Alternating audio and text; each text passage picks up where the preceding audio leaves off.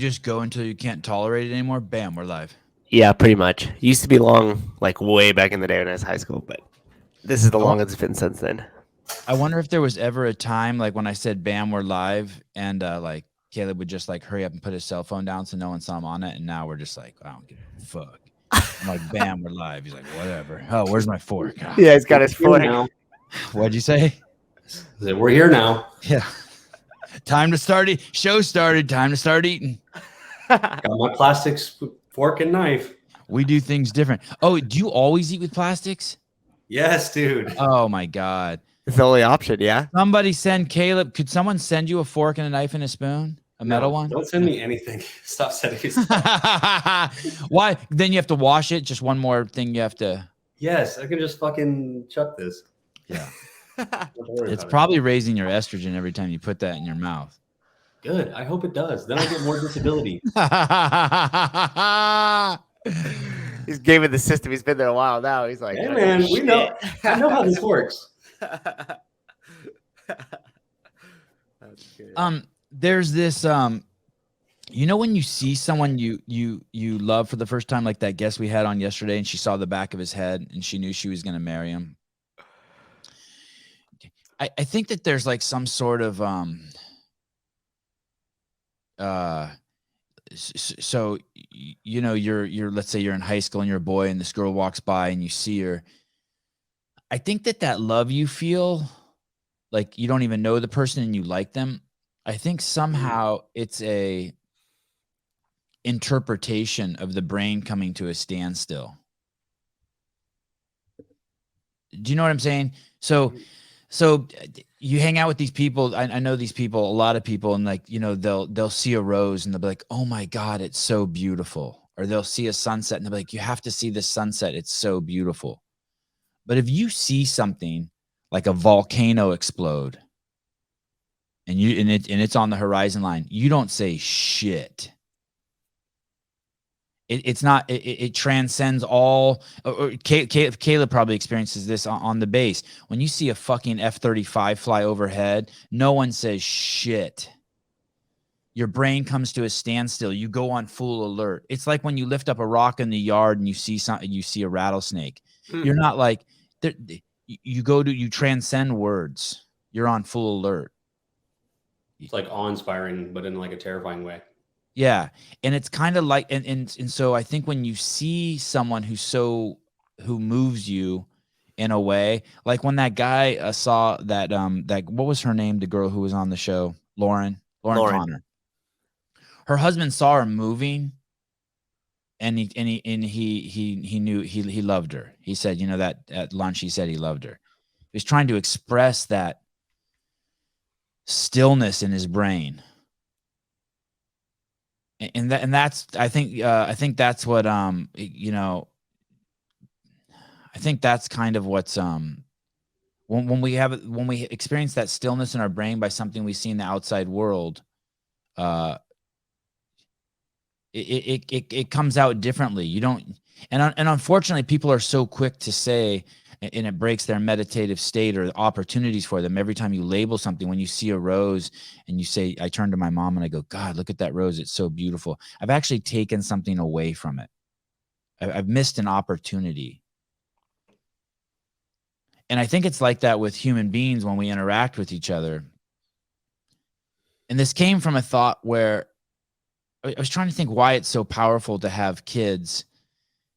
And like, when I see my kids, I experience something that if you don't have kids, I experience it 100 times a day. And if you don't have kids, you don't experience that. Maybe that's what my mom was saying about, like, I want you to have that experience. Or last night, my son was sleeping and I laid in bed next to him, Avi, and I put my bare hand on his chest, and I just feel something that I would like.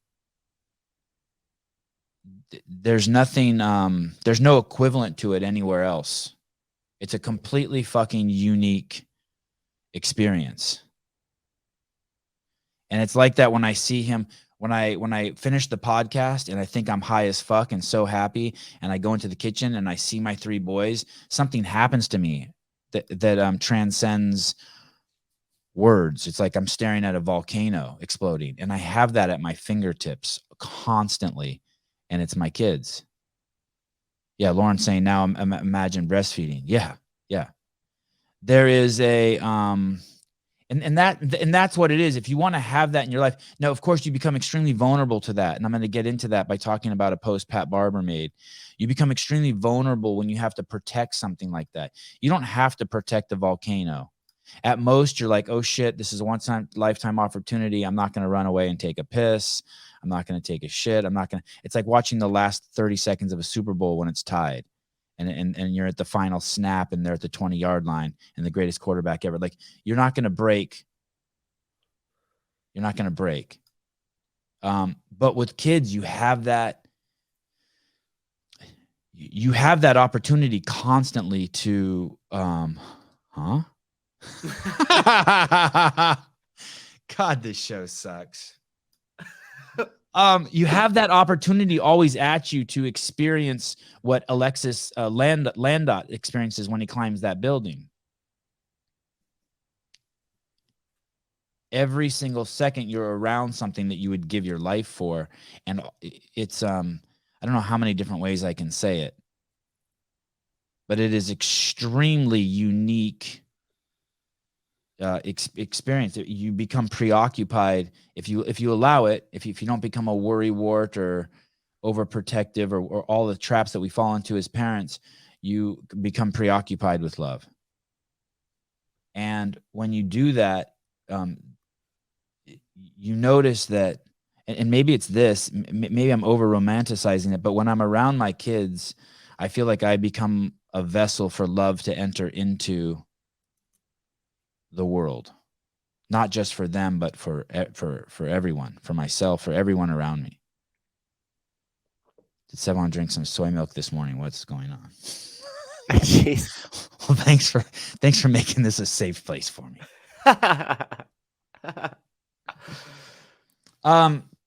There is a there's a video that CrossFit Training put up of Pat Barber throwing his baby in the air. It's all the way down at the bottom, Caleb, by your scrambled eggs. 290. HQ published this. CrossFit HQ published this on their Instagram account. It's a repost of what Pat Barber posted. Underestimate the hole your absence would leave. Okay, now pause that. Now, real quick. So that was Jordan Peters saying, never underestimate the hole your absence would leave. There's a crazy double meaning to this. Pat put that sound over it, or someone did, thinking it meant one thing. But I'm going to show you the irony of that comment in a second. It was Jordan Peterson, and he said, never underestimate the absence. Never underestimate the... What the fuck did he say? Never underestimate the hole that would be left in your absence. Yeah, there you go. Here we go. Don't underestimate the hole your absence would leave.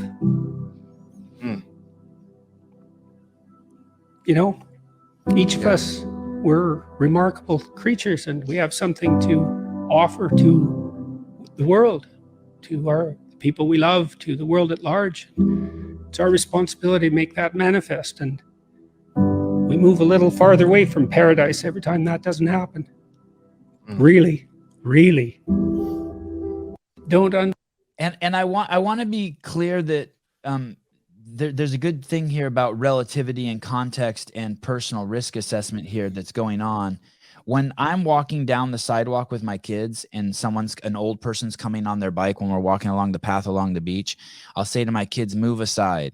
And they'll move aside just a little bit because they're using their perception and their balance to judge how much room this person who's 80 needs. And it's not even near enough.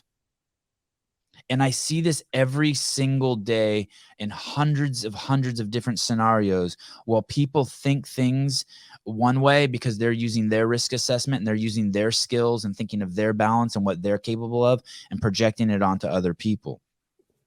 Another classic example would be there's these two huge bowls at the skate park, and there's a narrow pathway that's 2.5 feet wide. And when I walk through that pathway, I'm like on hyper alert. I don't want to fall into one of those bowls. If you stop and talk to your kids and then forget where you are and take a step back, you're going down 8 feet. My kids don't even think twice about it. It's nothing to them. 2.5 feet's like a mile wide to them. For me, they basically can lay down and their feet and hands don't hang off either side. But for me, I'm standing there, and if I fall over, I know just by the geometry of it that I'm going in. It's the same thing when someone sets a Coke can next to their keyboard, and it's so close that if the Coke can falls over, the whole entire fucking thing pours into their keyboard. When if they moved it 6 inches over, they're in a safe zone and it would just spill on the table. I'm constantly thinking of those types of, or assessing those types of things. And so there's just a risk assessment. So someone sees what Pat Barber's doing there, and they project onto it their skills, and they might panic. Now, there's no doubt that Pat Barber is one of the most athletic people I've ever met. I mean, a true fucking freak of nature. Ever since I met him when he was a young man, I mean, just a savage, absolutely unreal CrossFitter back in the day. Just came on the scene as a young boy and putting it to the best in the world. That being said, there's a comment in the comments that says, my daughter died doing that when she was 6 years old. My ex-husband threw her in the air and she landed on her head and died. And there's 100 people in there, maybe more, I don't know, defending Pat, because there becomes a little bit of a back and forth in the comments, people saying, hey, Pat, you shouldn't do that. That's too dangerous. And there's people like me saying, hey, fuck off, let people do what they want to do. Oh, quit being a pussy. I feel sorry for your kids. Good job, Pat. You're a great dad. And then there's other people saying, hey, it's not cool. But I did see this comment that said, hey, my kid died doing that. So I clicked on the lady's link and I DM'd her. And I said, hey, did your kid really die? Is that true? And she said, yeah, Google her name. Her name is Raven Goff.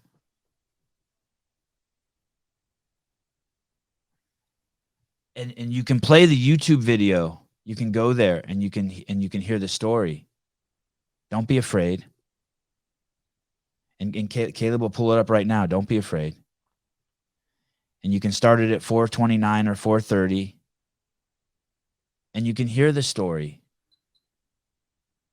of a dad. She's a CrossFitter too. Fucking fit as shit. Smoke most of us at a workout.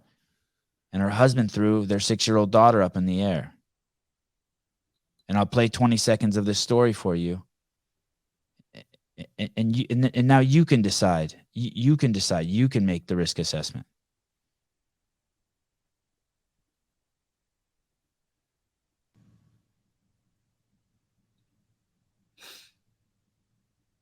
So I watched from my You better go take a bathroom break, Caleb. You never cried on the show yet. car.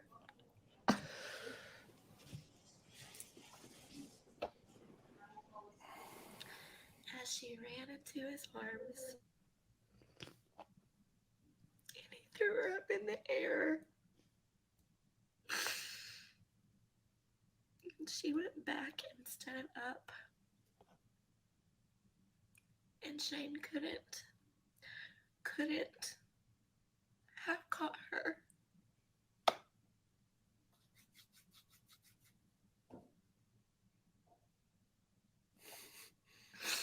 It was just me and Shane and Raven.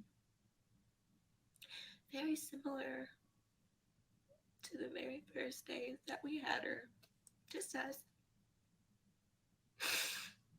And all three of us had about 2 seconds where our life was in midair, weightless.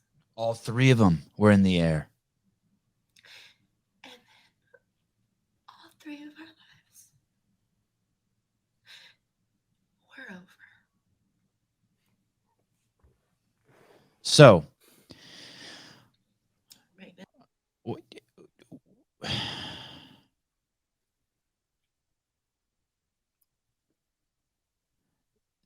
she was sitting in her car, Tommy Payne. How ironic. And she watched from her car as her daughter ran to Shane, the father. He caught her and threw her up in the air like he always does.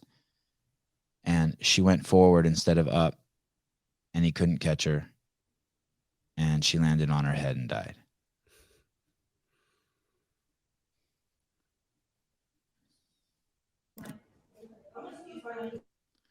And that's just the reality, man. That's one person in the comments said that, and you can verify it. And it was a reality for someone. And yet there's people in there being flippant, saying, you know, fuck off, you're ruining your kid's life if you live in that kind of fear. And then there's other people who said in the comments stuff like, hey, maybe you should stick to doing that in the swimming pool. I'm not judging Pat at all. Like, it's his kid. He can do what he wants, and he's eminently capable. And there's some questions you could ask yourself. I sure as fuck wouldn't want anyone doing that to my kid. I've done that to my kid, by the way. Don't get me wrong. I've done that to my kid. But I wouldn't want anyone else doing it to my kid. No fucking way. And so I just saw it this morning. I thought, you know, when one time I went over, I think it's called the PETA website, the people who don't believe, the vegan people who don't believe in the abuse of animals. And they got a video on their websites that shows, it's like a 24-minute video. And I watched it, and I didn't eat meat for 2 weeks after I watched it. And I watched it on purpose because I thought they were so stupid, but I wanted to at least see what they were talking about. It took me about 3 hours to get through the video. I had to keep getting up like every 4 minutes and just pause the video because it's so fucking intense.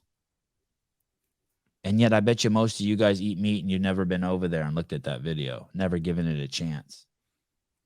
But maybe I'm just a glutton for emotional punishment. But don't run from this shit. It just allows you to do better risk assessment. I mean, don't let it scare you. Yeah, you can die countless ways, totally. But if you throw your kid in the air and your kid were to die, you did something worse than kill yourself. You will suffer a pain that will be it'll put you in the fog for the rest of your life. Yeah, it's gonna be bad. It's gonna be so bad. But don't be afraid of, go over and watch that video. Watch that whole video and see what it looks like to a grieving mom who did that before you just pop off and make a fucking comment. And once again, I'm not saying that you shouldn't do that. I'm just saying that this is the complexities of life. This is the full picture. This is the full picture of life. And when you watch that stuff, does your whole entire body chemistry change? Like, do you really take yourself there as if it were one of your kids or a situation that you were in? Probably. I was a wreck this morning when I watched that. When I came across that this morning, I was like, I don't even know if I should share this with I don't know if I should start the show with this. Oh, it's a little heavy for the Christmas Eve special here. It's Christmas Eve. Happy birthday, Mom. It's my mom's birthday. Happy birthday. Happy birthday, Rosemary. Yeah, Lauren Connor. I'm in a full sweat. Yeah, you. Happy birthday, Rosemary. Yeah. It's a man. So you have this thing that's like the most powerful drug in the world to you, and then it's Pat made a rebuttal video. I don't think it was necessary that he made it, but to the comments, but If you don't want to throw your kid in the air, don't throw your kid in the air. Like, Yeah. yeah, trust your judgment. Everyone has to make their own risk assessment. Have you ever driven with someone who well, have you ever been driving and someone's tailgating you and you think they're an asshole and then they finally pull up next to you, when it finally turns into 2 lanes, and it's not the asshole. It's like some fucking like 16-year-old kid who's just like he's just on autopilot. He was just tracking you instead of driving. Or it's some like old fucking person with Coke bottle glasses. And like you think that they hate you, and you look at them and they don't even look at you. Like they don't even know that they were. I mean, there's obviously the guy who passed you who's like, fuck you, you're going too slow. Yeah. But there's always those people you're like, wow, that person's just a fucking idiot. They're oblivious to it. Yeah, oblivious. You know, it's funny, that risk assessment thing. It's like, what if there was a percentage everywhere? Like, oh, if you do this, your percentage towards death goes up 2 points. You know, like in the poker game when they deal the cards, and then as everybody folds and you see the cards turn over, that percentage goes up. Yeah. If you think about it in terms like that, because I do the same way as you think, the same way you do. So I'm always trying to like, how could you mitigate risk?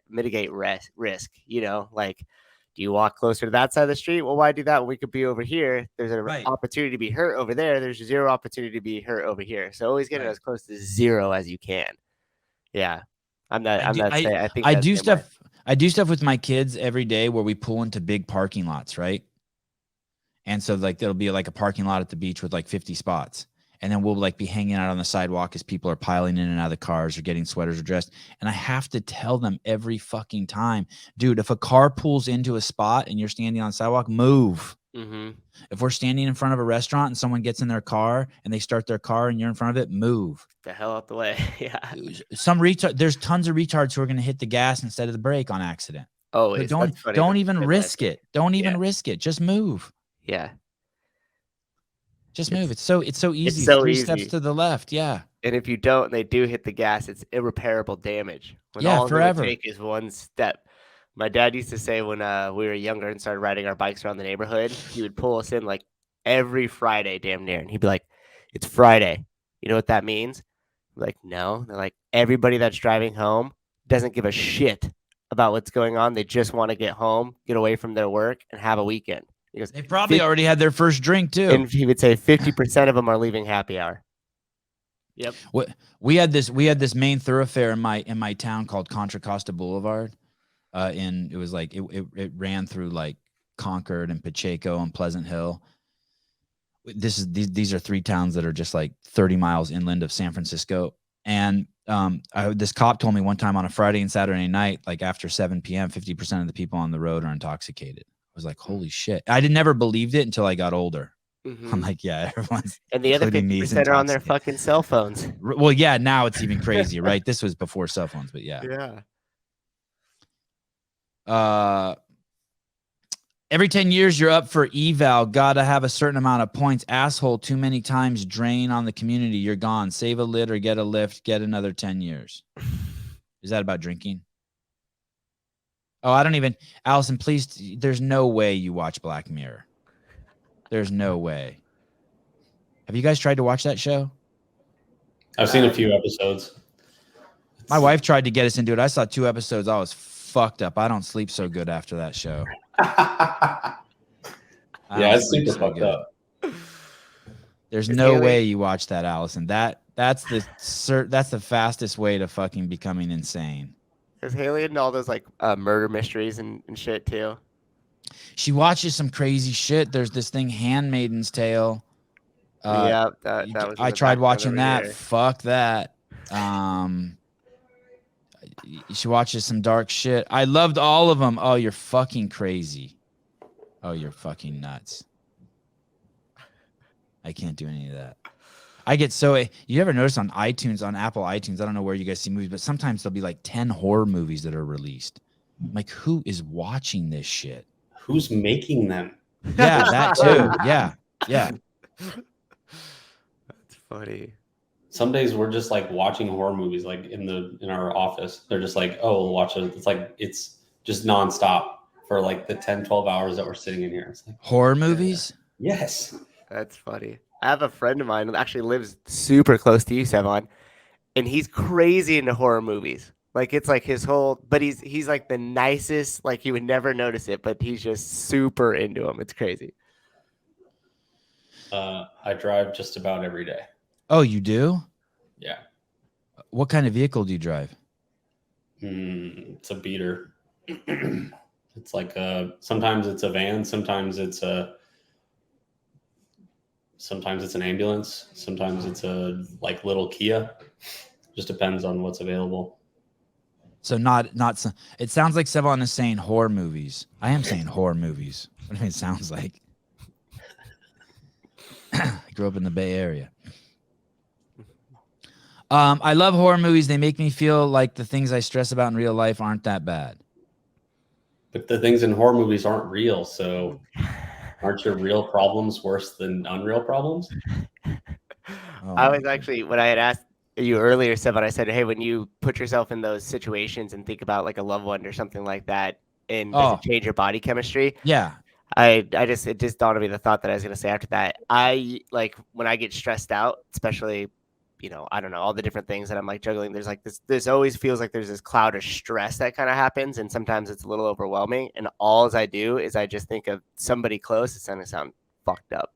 I think of somebody close and I think that they're like, I just got a call that they passed. And then I started thinking about how that affects life moving forward, everybody else. And like, I take myself there. And instantly the stress is gone. And then I think today's not that day. And it just like, I get filled with gratitude. And it's like, it's one of the most amazing things that I've realized. Did you make that up yourself?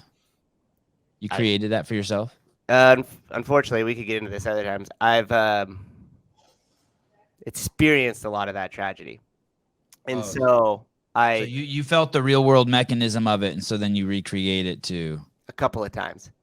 And so I could put myself back in there and I think about the sequence of events that happen following that. And it's always it just puts everything into perspective. And you're like, today's not that day. So I could be appreciative because if tomorrow was going to be that day, I would act completely different today.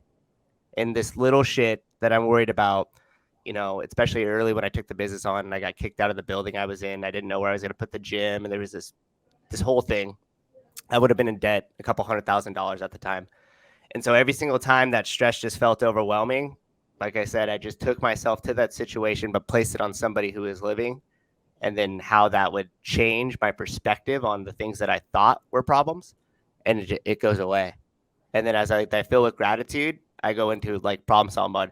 Okay, well, fuck it. Who needs a building anyways? I'll go to a park. I'll have the most badass affiliate in a park. And you start like appreciating that and what you have right then and there in the problems that you have or the stress that you're feeling, because the rest of it isn't going to compare to how heavy that situation would be. Right. I like that. Corey, hi. Good morning. Happy birthday, Rosemary. Oh, thank you. I'll tell her you said so. And Merry Christmas, everybody. Thank you. Merry Christmas. Yeah, I'm so excited. Hey, and awesome try on the asking the lady about her man's viscosity. I never want to hear another word about this. Okay, I'm going to relive this embarrassment for the rest of my life. I never want to hear another word. Yeah. Okay. Caleb looks awkwardly familiar. He might have been the nurse in the room when I got my vasectomy.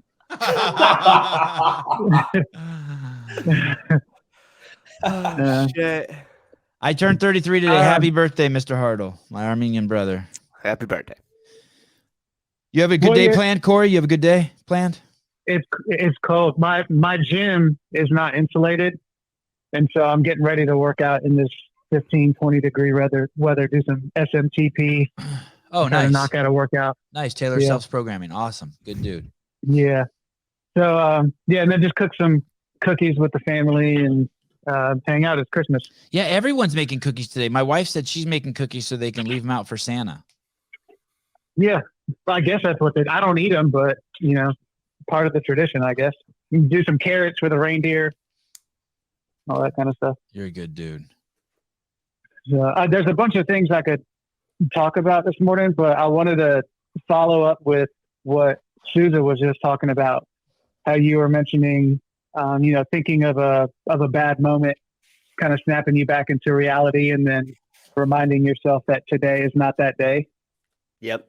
I don't know if you remember, Sevan, but I messaged you this summer and I was telling you I had to take a break from the podcast because I was going through some personal stuff. I had come off Adderall after 10 years. And it was the second time I had tried to come off. And apparently, you know, it's basically over-the-counter meth, which I didn't realize when I started taking it. And I had some serious depression, and I guess had some, forced suicidal thoughts, which was pretty scary. Yeah, And, those are scary. Have you ever gone through anything like that? Not me. I mean, I've wanted to end life, but I didn't. They weren't. It would be a stretch to say they were suicidal. Like I wasn't like. I just felt done, but it wasn't. They weren't bad. It wasn't like, hey, I need to jump off a bridge or put a gun in my mouth. I wasn't depressed. Yeah. Well, I just tying into what Susan was saying. I now seeing a therapist and trying to talk through some of these issues.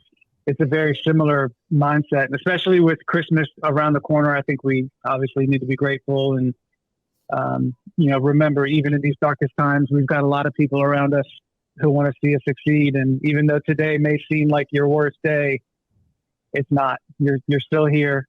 Surround yourself with a positive community. Yeah. What did you say, Caleb? You could be in the Equity Project? Yes. Yeah. It could always be a lot worse. Yeah. You could be in the Equity Project. When we get off the phone here and go to the show, we'll all go to our families. Caleb will throw his plastic silverware away. Yeah. He's standing over a trash can. All right. Well, wanted to tell everybody Merry Christmas and enjoy the show. Okay. Thank you, Corey.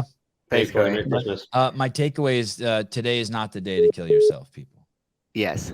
Yeah. Or any other day for that matter. Today is not that day. So tomorrow at some point, we will give away a free level 1 to for CrossFit level 1, CrossFit level 1 seminar attendance. And that is courtesy of California Hormones. But first, before you do that, before you get entered into that contest to win that level 1, you need to go to cahormones.com, use the code Sevan, and sign up for a free doctor's consultation. And they do the blood work for free for you if you are in California, especially if you're close to the Orange County, Los Angeles area. Very easy for you. And if not, you can have your insurance do it. And I don't know if you're eligible outside of the company. I'm going on Coffee Pods and Wads here soon. Mm-hmm. God, I hate going on other people's podcasts. I do like Peter though a lot. Yeah. Yeah, Peter's a good dude. I would use that cup more, but I need more coffee than that when I'm on the show. That's like a good cup, like in the house or driving. That's gonna be a drink cup. That's not a coffee cup. and that cup actually feels nicer than our cups. Our cups are bigger; they're the standard size, but his actually has a nice. Yeah, it does. A nice feel to it. Fits nicely in the cup holder too. Very the nice. Car. Yeah, I love his little the espresso and the headphones and the dumbbell. It's cool. I wonder how many views. I'll go live if you want, Sevan. Oh wow! So that would be cool. I want it made me nervous when you said we were gonna go live. I got nervous. I'm game. Let's do it. If you've never gone live before, I'm ready to pop your hymen. That'd be cool. Very ready. Wait, can I give a factoid and let the chat vote on something? Not vote, but guess real quick. Sure, please. Earlier you said Haley was making cookies so that you guys could leave them out for Santa. Yeah. What do you think the total dollar amount spent globally is on milk and cookies for Santa? Globally? You in the comment section, put in your number now. I'll tell you. It's $12 billion. Okay, so one's 12 bill. I did 1/4 of the planet at $6 a pop. No, not 12 bill. 8 bill. 8 bill. 8 billion. Because here's the thing, there's houses that have there's 4. I'm gonna maybe 3 billion. I'm gonna divide it by 4 because I'm gonna say the average house has 4 people, so they only need. Yeah, I'm gonna say What was my guess? 12 billion was your first. Divided by 3 billion. 3 billion is my new guess. 3 billion. Okay. Yep. Caleb, you got a guess? I'm just gonna go more than Sevan and say 6 billion. 6 billion. Yeah. Okay. Jeff Bako, thank you. Jeff's at Twitter Thank you. price over Thank there. you. Thank you. Thank you. That explains a lot to me. Dude, you're so fucking far off. How did you even come up with that number? Can't you do fucking basic math? Oh my gosh. Fucking ding dong. We got a lot of 2 mil, 4 mil, 56 billion. Let me explain to you what that would be. That would be all 8 billion on the people on the fucking planet. 8 times spending $7 on it. Dude, half the fucking planet doesn't even have access to milk and fucking cookies. You dingle dork. Oh my goodness. Colin's like, yeah, he's probably good. 1.1 bill. Steve Flores, not bad. 12.1 bill. It's probably going to be something like $576 million or something. But I'm going to go 2. I'm sticking with my 2. No, what I say? 3, 4, 3. 12 divided 3. Okay. You ready? 10 million. 10 million. 4 million. God, girls. God damn you, fucking vaginas. I'll go into a fucking room with my wife and I'll look around and I'll be like, yep, there's 125 people in here. And we get back in the car and I'll be like, how many people do you think were in there? She's like 32, 30. Oh, fuck, 30. We came in with 5 ourselves. Fuck. Fuck. Oh my God. Holy shit. I don't ask women shit like that. Give them more broad questions like, so what was your favorite thing you saw in the room? Don't ask them anything about numbers. Oh, shit. What do you think the score of the Patriots game is going to be this weekend? I don't know. 52? 7-1. You know you can't score 1 point in football, right? Like just by itself. Oh, no. Fucking. They thought you meant fucking women. boo ball. Okay, Bruce Wayne, your estrogen is way too fucking high. 37 million. Somebody got close in here. Yeah, Colin. Okay, you ready? Yeah. Real answer? Our Yeah. closest guess? And No shit. The answer is 189 million. Just in the United States. Globally. Oh, well, fuck. I take all that back. I'm a jackass. 50% of the globe is Muslim, so you got to at least. Well, good. The I'll other take 10% Jew got it gone. So Right. Merry Christmas to Sevan and the hardworking crew, Jeremy Garcia. Thank you. Merry Christmas, Jeremy. Women are bad at numbers. That's why I became an accountant. She's cooking the books. Jessica Valenzuela. Yeah, just to piss Sevan off 100 billion. I wasn't even close myself. I wonder if I was off by let's say 200 million and I guessed 3 billion, so I was off by factor of 15, and maybe you guys were closer. Who guessed what? No. Yeah, you guys were closer. The girls I was ripping on were closer than me. Once again, I'm wrong. What's the title of the show? I Know Everything? Not even close. Fuck. Okay. Speaking of knowing everything, you were not close. You weren't even fucking. You weren't even. He was 56 Bitcoin. That's what the B was for. Oh. Jeff's there. And you're making fun of women, and I was way close. I know. I get it. I fucked up. That bit fucked up. It would have been good if I was right. I know that bit. You have to take risks, and I took a risk. I didn't drop the baby, but I definitely fucking made myself look stupid. Okay. Malleolo, let's get to the subject. I don't know if I want to do that. I don't want it. Talking about CrossFit right now, it would be like it's an old man that stumbled out into the middle of the street and called me a dumb midget Armenian. And like, what am I going to do? Go out there and kick him? Like, beat him up? Like, you look like the asshole. Yeah, I can't. Just know it's way worse than beyond anything anyone can put together in their head. It's just a complete fucking train wreck. But they have some fucking rock stars over there. I almost feel sorry for them. Like, what did you do? Man. I could fix it in a month for them. 1 month. Boy, it really is bad. Hiller and I did another run around the YouTube channels, checked another 10 YouTube channels. Maybe Nate Edwardson really knows what he's talking about. I'm hoping he does, that this is just 3 weeks of the dark ages and then everyone's shit will pop back up. But fuck, man. There's some accounts that are just with dying on the vine out there. Doesn't it seem like there should be more things watched because there isn't anything, so people would be like starved for content and like material to like watch and pay attention to, follow along? Well, that's the conversation you and I had last night, right? Like, hey, let's do a show Christmas morning and Christmas night, Christmas Eve, Christmas night, Christmas Eve night, whatever, 2 a days, morning and night.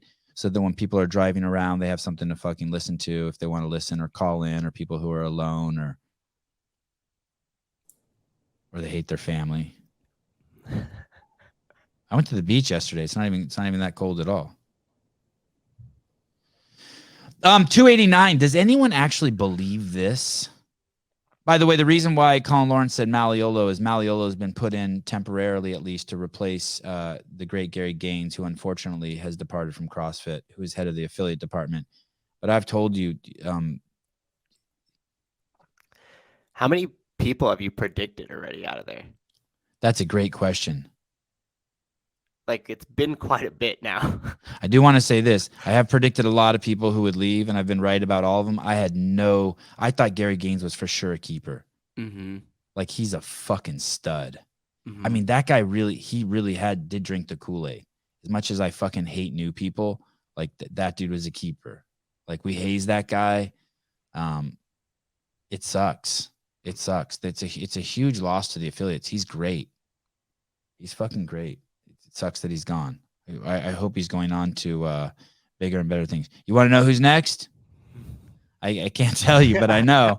I'll tell Caleb and Souza after the show. I know exactly who's next, and then they can tell you if I'm right or not. The reason why I can't tell you is I've been told not to talk about this, and so I'm trying my best to just behave. I've been told not to talk about it, and there are some people. I do listen to some people. I have advisors, mentors, leaders. I don't want morning chalk up to go away or CrossFit to go away. I don't want Tommy and Shawnee to go away. I want everyone to fucking thrive. If morning chalk up goes away, it's like, it's got to be at least 1% of my content tussling with them, stealing, and it's another 1% of shit I steal from them, plagiarize from them. I don't want anyone to go away. Let's just wrestle in the yard and then everyone go back and lick their wounds. This isn't a fucking fight to the death. I hope it's lighthearted like that. I really liked that video Hiller made yesterday. Just jerking Hippensteel off. Yeah, fucking Hippensteel's a stud. Say all the negative shit you want about him. He'll fucking smoke anyone's grandparents who are in here right fucking now. No, not a single one of you knows someone personally who's fitter than Hippensteel at his age, or 10 years younger or 10 years older.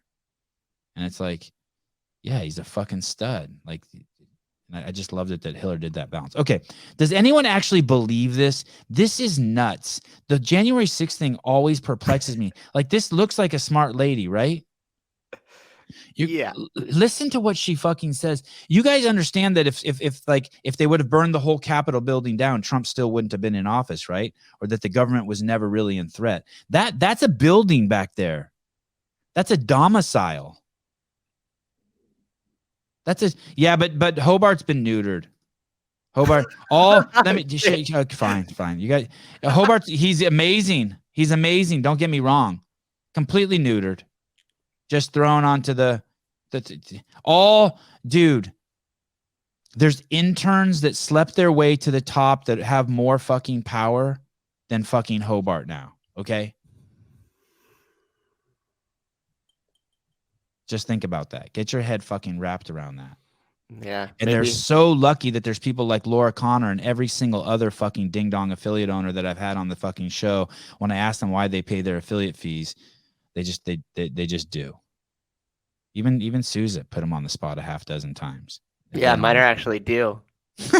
Oh, when are they due? I would like to fucking put you over the spit a little bit. Give you a few turns over the spit. Is that what that's called? A spit? 5 days ago. Oh shit! Yeah, totally. Yeah, no, you cannot. Not you. The only people I've known who've slept their way up the ranks have had vaginas. I don't know any dude who's done that yet. Just so you know. No dudes have done that. God, does anyone know? Do you guys know any guys who've slept their way up the fucking food chain at a company? Nope. The guy who keeps stealing luggage, probably. He definitely slept his. Good point, Caleb. Good fucking. I know that's the thing with guys. That's why. That's the thing with guys. There's too many of us that would do it. I would sleep my way to the top. I know. That's the thing. That's the thing. But the thing gay guys do. Yeah, that's the thing. But you need another guy. Yeah, if you're gonna sleep your way to the top, and it doesn't mean you're not capable of the job either. It's just a weird way to do it, and there's a good chance you're not capable of the job also. Very good chance. Very, very, very, very, very, very, very good chance. You think Bill Clinton slept his way to the top?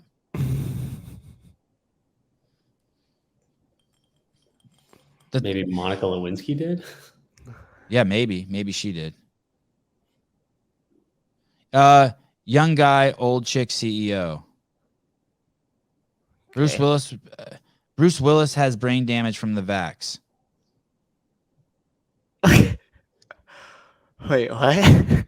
They're asking if Die Hard's a Christmas movie. Christmas movie? Yeah, that's always that. And Bruce Willis said that Die Hard is not a Christmas movie, which I find completely ridiculous. It's at the Christmas party. Yes, it's a fucking Christmas movie. Shut up, Bruce Willis. You don't even know what you're talking about your own movie. Yeah. Hey, you're dying from the vax. Does Bruce Willis have a vaccine injury? Bruce Willis vaccine injury. No proven link between of course. Thank you.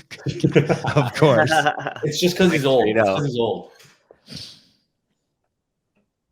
Here's the thing, people, for all of you goofballs who think we're conspiracy theorists or whatever. Once you open the door to making us require a vaccine card to fucking eat at McDonald's on Market Street in San Francisco, then you've opened the door on the other side for every single person who dies of some sort of blood clot for us to want to know if they've taken the vaccine. You see that, right? Dude, it's you created a monster in us. Everyone in your space is going to save CrossFit.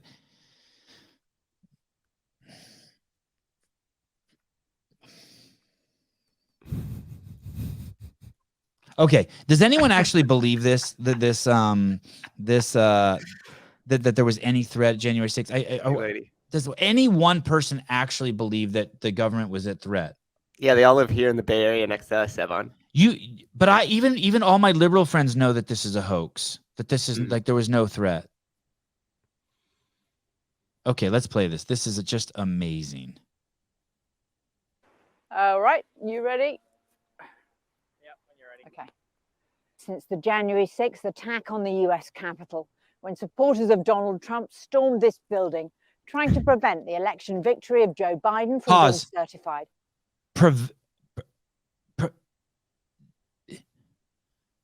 Prevent the election victory by fucking walking into that building? Does she know how big this fucking country is? We have a state called Alaska that's probably 10 times the size of your country. Okay, go on. These people are fucking nuts, the shit they present. On the anniversary. Yeah, shut the fuck up. Oh my God. Oh God, Sam. Oh.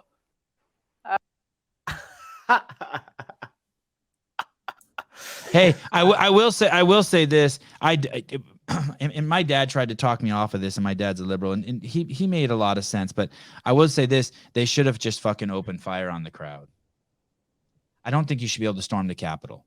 I don't think you should be able to storm a police station. I don't think you should be able to storm the fucking the military base Caleb's in. I think if you attack a place like that, no. Don't even fucking bother. Would you guys just shoot some? Would you guys just fight back immediately? They'd all be dead. They would be, yeah. 100%. Yeah.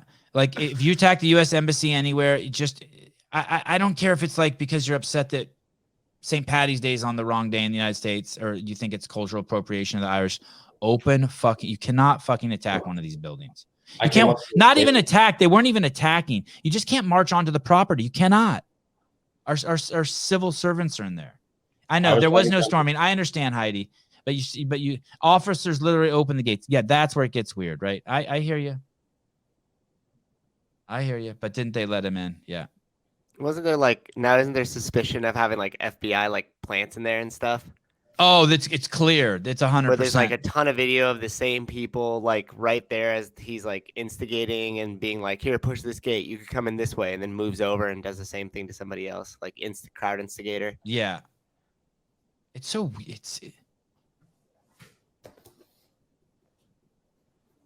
Everyone can't be in. Okay, well, we'll keep going. There's some Matrix shit that I saw that I want to share with you guys. Okay, so no one believes that really, right?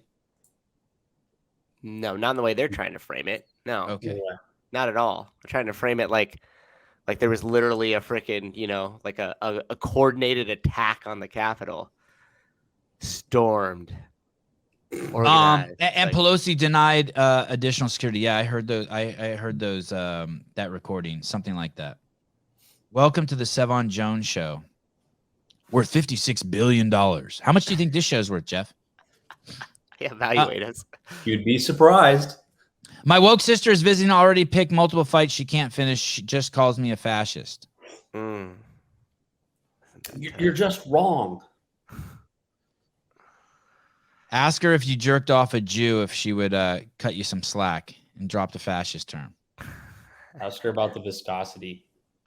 Yeah, let out some of the viscosity. Call you a fascist. Isn't that just amazing? I on the other end, I guess you could just call her a codependent. More needles. This show is worth exactly 75 bags of Paper Street coffee. Thank you. Yeah, you should get Paper Street coffee today with your Christmas money.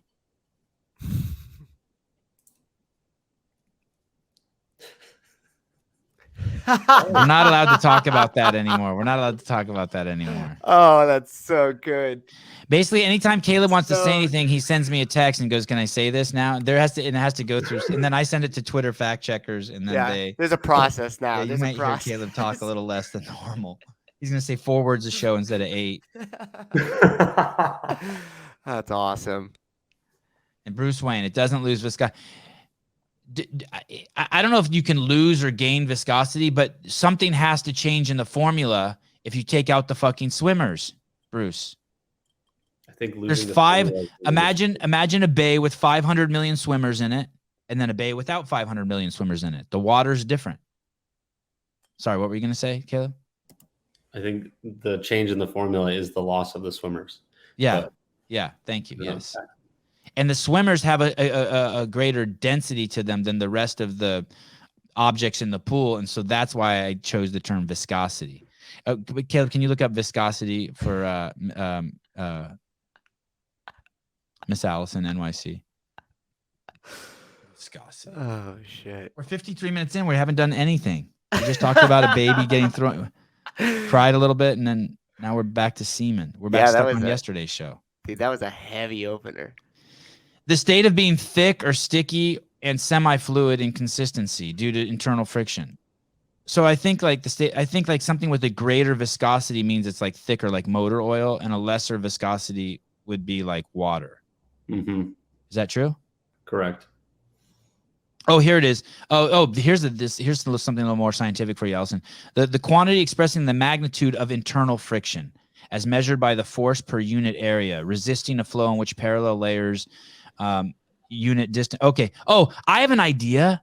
We need to take like a cup full of semen we have 2 cups full of semen, and 1 cup of the full of semen has the swimmers in it and 1 doesn't. It's men who've been had vasectomies, and we drop a penny into each one from a foot high and see if the penny takes longer to hit the bottom in the one with semen. Now you're onto something. Perfect.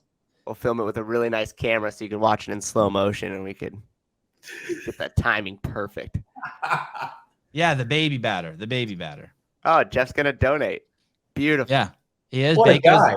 Oh, Yeah. you're a good dude. See, he's a contributor. He's gonna donate 56 billion. Semen. Yes. Use my cup. I sent to California hormones. Totally. That might be the wrong California hormones, Corey. Hormones. 288. This one might need to be explained to me a little bit. I kind of see what this guy is saying, but do you guys think this is a stretch? 288. I want to see what he's saying, but I can't tell if I'm making a leap here.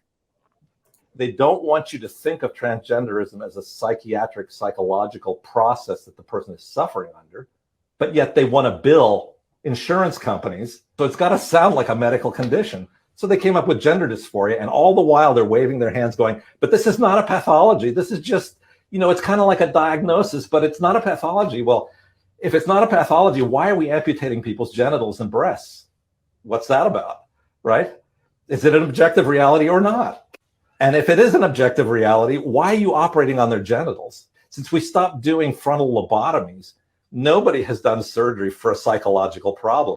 They don't want you to think of So that's the part I think I get at the very. Is he saying if you have like an occluded artery, it's an objective reality? They can see it. They can go in there and they can take out the occlusion. They can get rid of the blockage.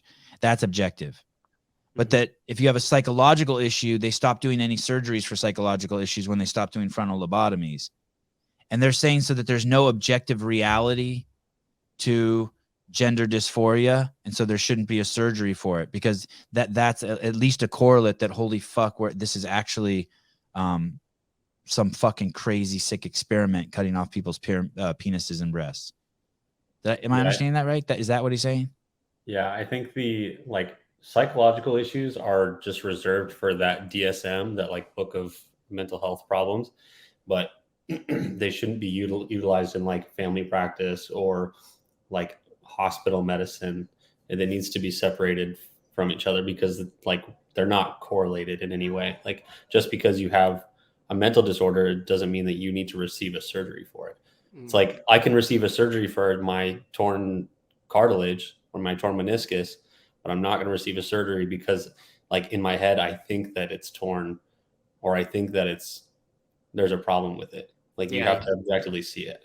So does that mean does that mean that obesity, it kind of straddles the line? Because on one hand, it is a mental condition, right? So when I want to eat it, last night, I fucking ate 3 persimmons before I went to bed, and that was a mental condition. I did not fucking need that, but I was having some sort of mental issue. So I fucking ate 3 persimmons.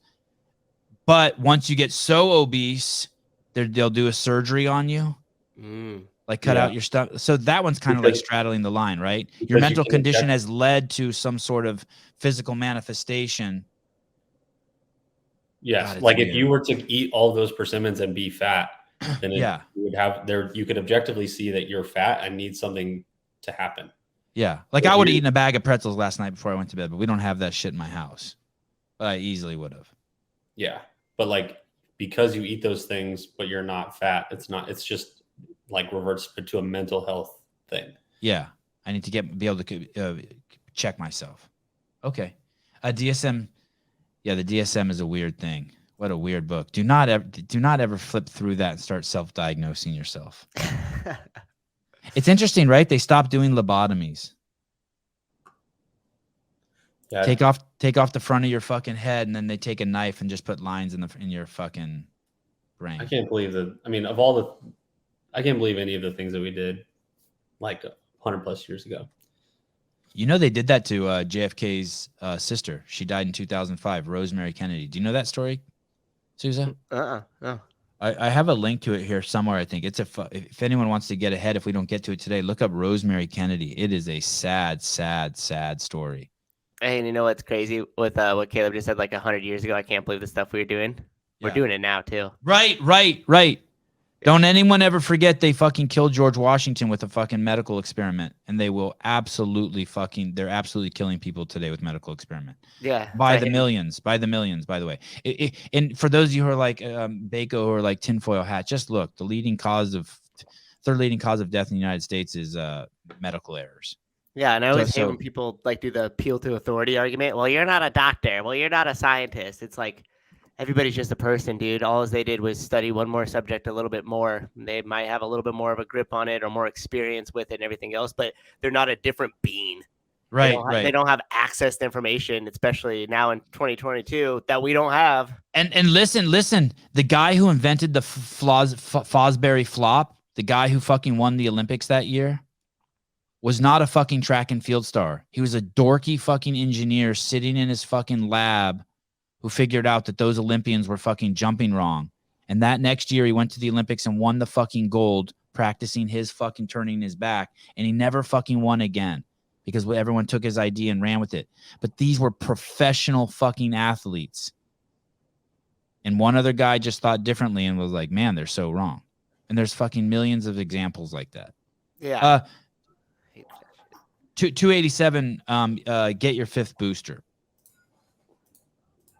Oh, here we go. Hold on. Breaking news. Kylie. The effects of vasectomy on seminal viscosity. Holy shit. The effects of vasectomy on seminal viscosity, volume, and pH have been investigated in freshly emitted semen of 21 healthy men before operation, and 3 months later, viscosity and pH decreased. I knew it. Now, why does that matter? I don't know. But I'm speculating. Kylie, maybe you could tell me this too. I'm changed significantly. God, you're hired. You don't pay well, but you're hired. He's not a doctor. Yeah, Kylie's not a doctor. Yeah. Hey, let me help you out. That's a she. Even with that small of a picture, I could tell that's a she. I have to do a lot of that for Sousa. Sousa gets the sexes all fucking mixed up. Yeah, I don't know. They got all jazzed up.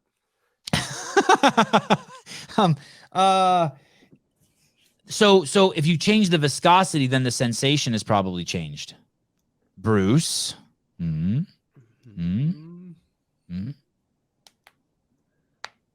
Did it taste the same? Ribbed. Yeah, that would be interesting to see if they taste the same. I think that's dependent on your dietary habits, not. I'm gonna guess the semen are inert, that they don't actually, the swimmers don't actually contribute to the taste. What do you think, they explode? No, I just think that I don't think I don't think by inert, is that not the word I'm looking for? What's inert mean? Hold on, let me. Oh, lacking the ability or strength to move. Okay. No, no, not that. Lacking, chemically inactive maybe is what I meant. Like I think semen probably just tastes like licking a steel pole. Like they're nothing. I think it's the other shit that makes up the taste. They do not make up any of the taste. Yes, see, she knows. Confirmed. There you go. She's not a doctor. He just Googled it. She's just a professional. No, any information you bring to the table is a conspiracy theory, and I know more. Well, let me tell you, Jeff, what semen tastes like. Oh no, he tricked me. Oh, got you. I before I eat semen, I have the fluid drained out. I only eat the sperm. I put them through a sifter. A centrifuge. Yeah, thank you. Pull out the swimmers. Okay, 287. Get your 5th booster. Great contribution, Kylie. You're now lead in contributions for the Christmas Eve show. That's really amazing. A contributor.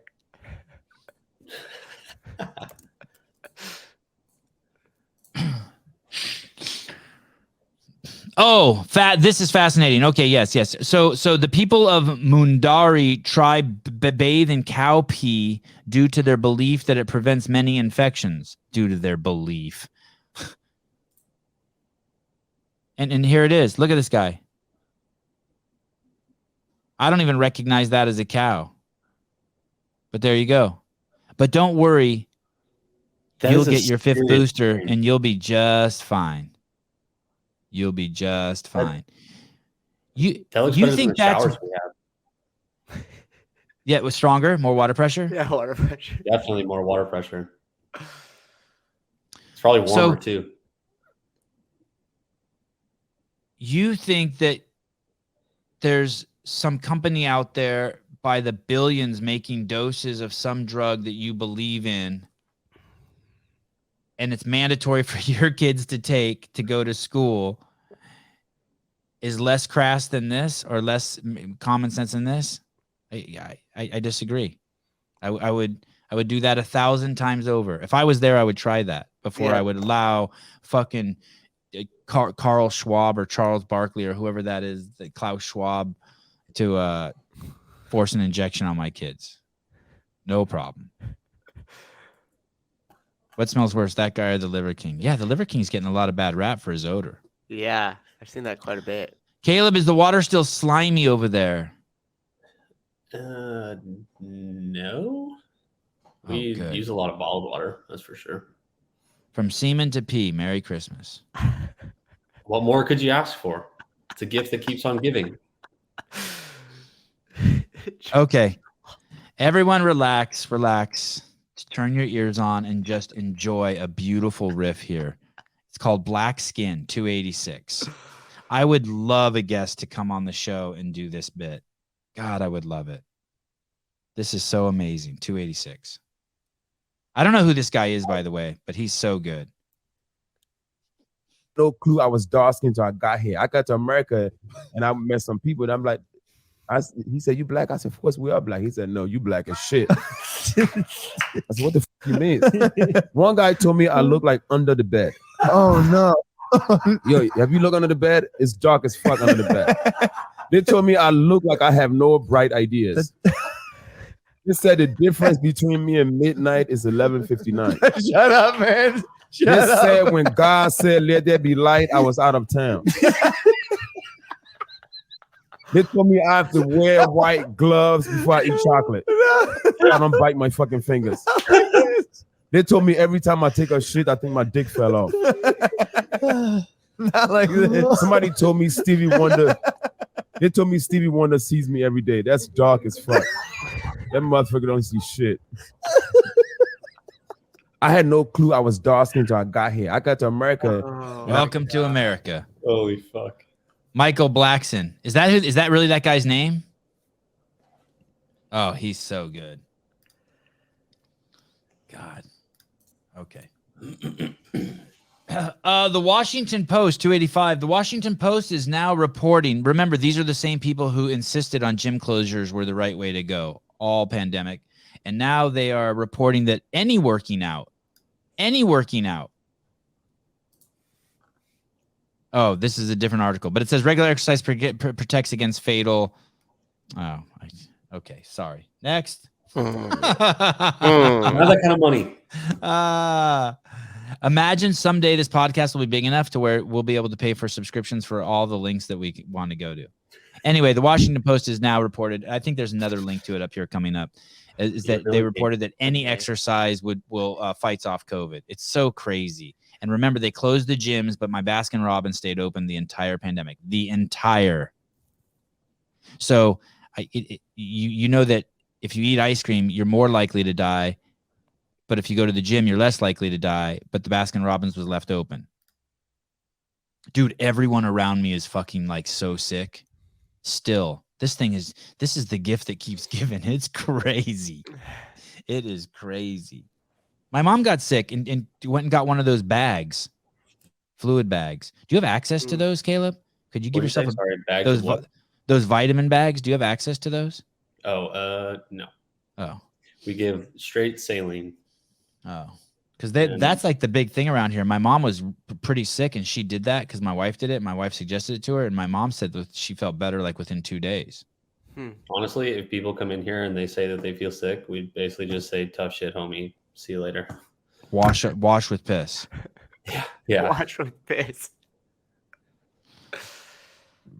Close the gym or we'll die. I know. Isn't it fucking great line? Close the gym or we'll die. Yeah. Yeah, another. Wisconsin started to allow. Yeah, I remember that. Restaurants to sell alcoholic beverages to go. Yeah, Honestly, they did that here too. Yeah. Biggest win of COVID.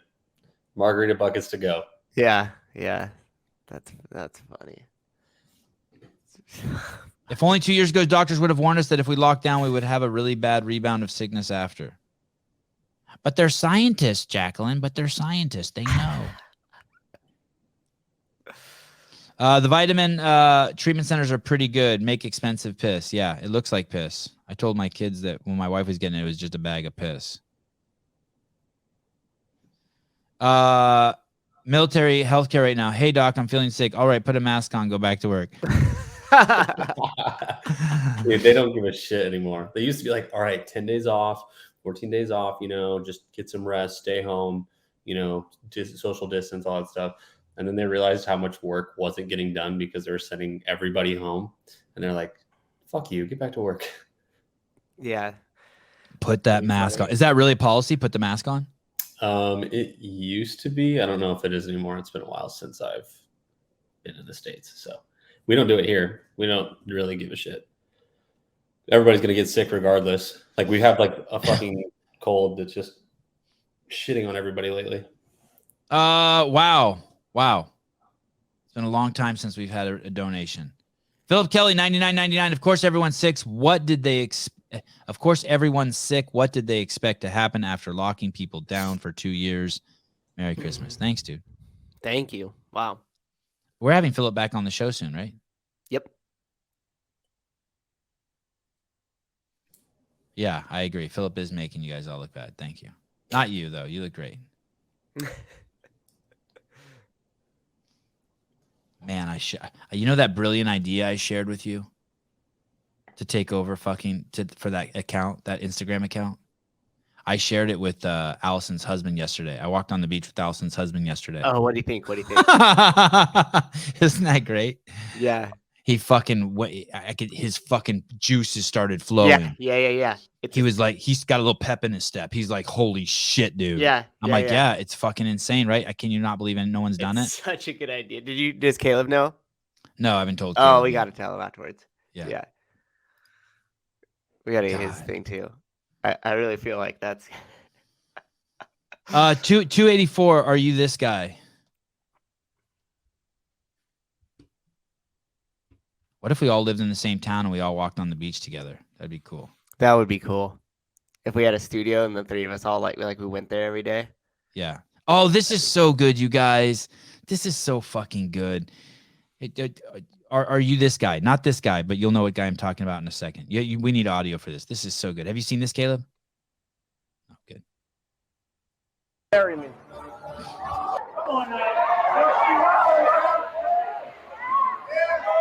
I tried so hard and got so far, but in the end, it doesn't even matter. Oh shit. But in the end, it doesn't even matter. I tried so hard and got so far, but in the end. Marry me. Always one good motherfucker in the crowd. I did mean all of us. It would be awesome if we all walked on the beach together every day. There's this beach by my house, and it's like I just show up at it at all times, and there's like a little community down there. God, I just love it. What? What'd you say? We wouldn't even have to do a show. We'd just all hang out. No, we'd still do a show. Don't get carried away, Caleb. Carried away. How great is that random guy just comes up and hugs him? Yeah, fuck everybody else in that crowd. Yeah. How'd they get the crowd? But it's hard to be that guy. But we all got to do it. We all got to do it. It's pretty wild. It's really cool of him. Remember, people who don't talk to strangers don't talk to angels. Run with that. With that. That video is weird, right? Are you weirded out by that video? You mean like it was a stunt? Yeah. Oh, I don't know. Even if it is fake, I still like it. Yeah. I just don't know how you would get a crowd that big for this. Oh. That's a lot of people in a mall. That's a lot of people. Well, Waiting maybe for a that guy, moment. said, "Can I have your attention? Can I have your attention?" Or he did like, I don't know what the intro to it is. Well, Yeah. how do you know what I mean? Or maybe he was juggling balls. Or how do you think that he got all those? Like, what do you think? They said maybe they saw a camera come out, or That could, yeah. I mean, there was obviously some sort of intro we didn't see, but you'd be surprised how easy it is to manipulate a big crowd. Like right. just by yelling and putting yourself out there, like people fall in line really quickly. We were at a graduation for my brother at San Diego State University, and I was pushing my grandpa in the wheelchair, and I was with my uncle, and like nobody would move, and we had to get all the way across, and all these families are there, and they're taking pictures, and it's just flooded with people, and you can't even move. And my uncle's very mild mannered, so he's kind of just like, excuse me.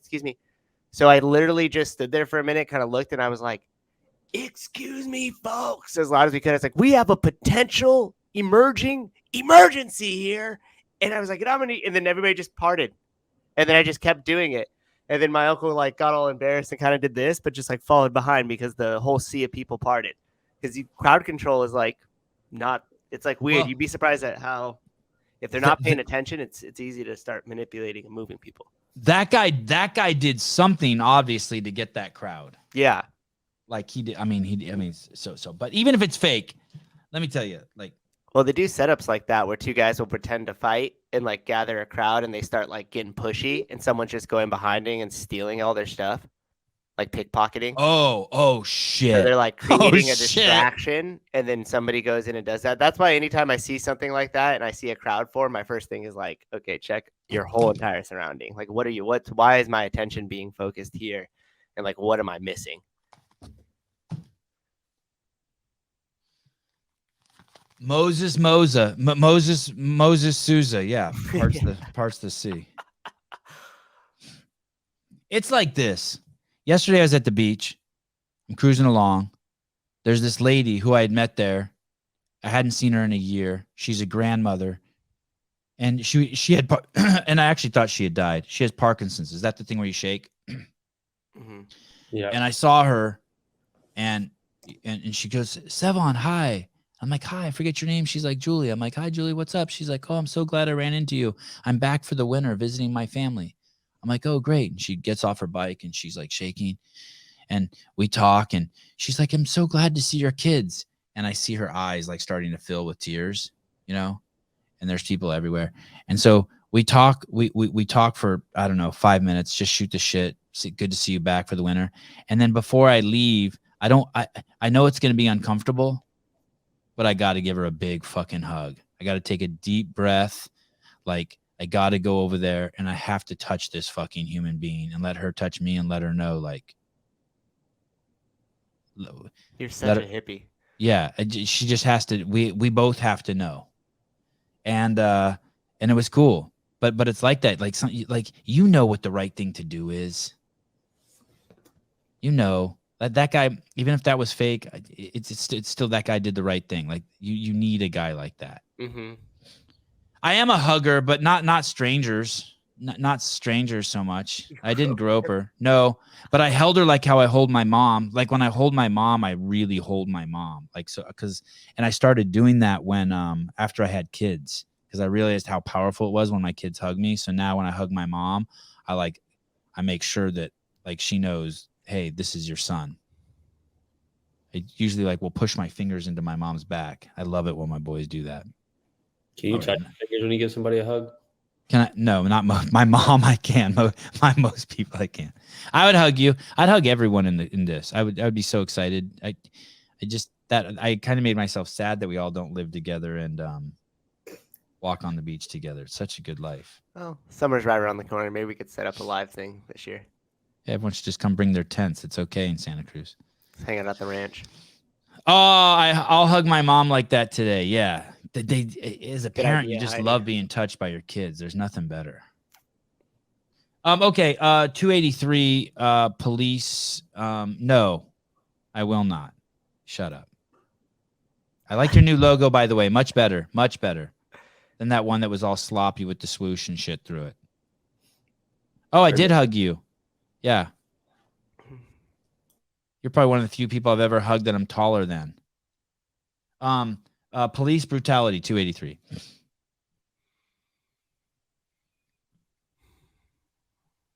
Why don't you say anything about police brutality? When last time police done killed a nigga? It happens a lot. I'm a guy that's big on statistics. Police shootings, and I want people to really hear me, homie. Police shootings, killing the unarmed nigga is the least of our problems in America. They ain't shot that nigga on his way to school. They ain't shot no nigga getting off work. They ain't shot no nigga in a high visibility construction vest. They ain't shot a nigga in no suit. They ain't shot that nigga with his pants pulled up and his shirt tail tucked in. They ain't shot it. No. Police brutality is small compared to black on black homicide rates.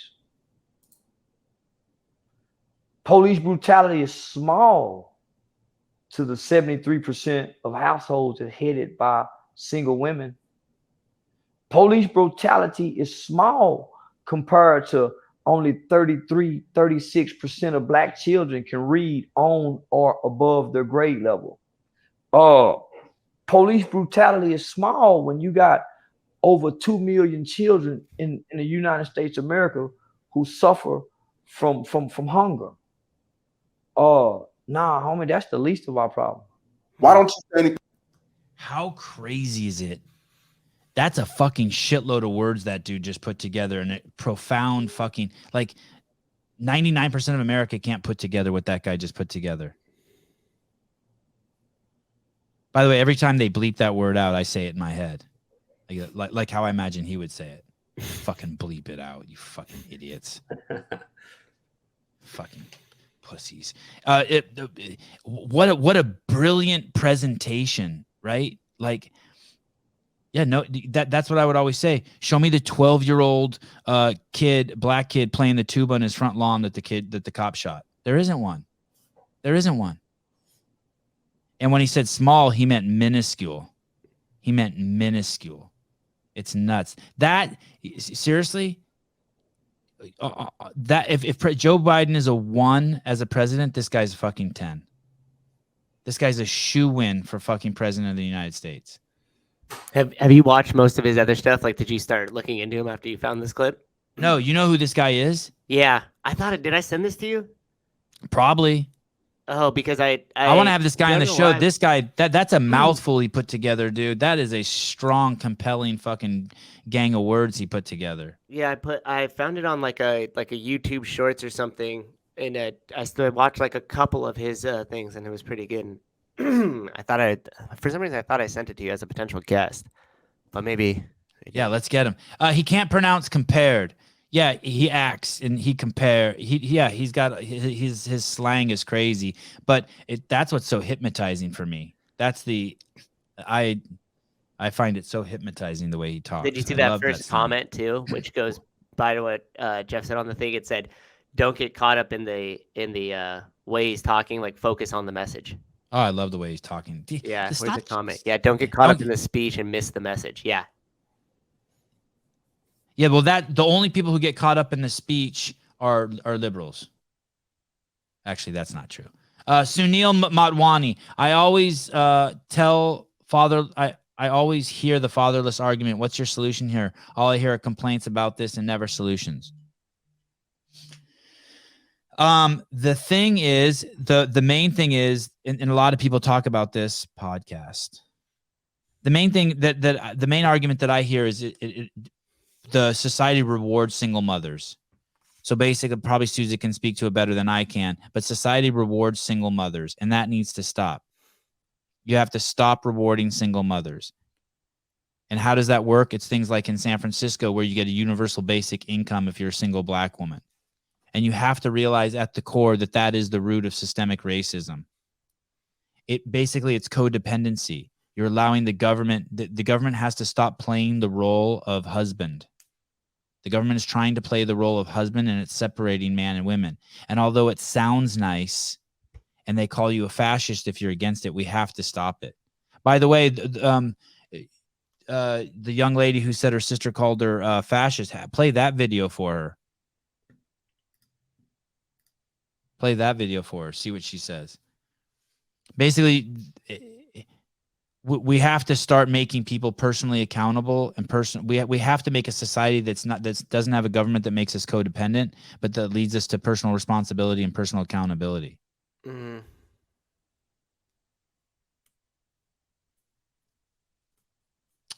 Rewarding single mothers, such an awful take.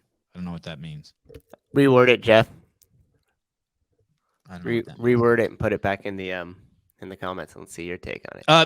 Sunil, so the answer is eliminating welfare. If it keeps happening, it's not eliminating welfare. It's if you're going to reward people for doing the right thing and not the wrong thing. Reward people for what they, it's the JFK thing. Ask people what you can do for your country, not what your country can do for you.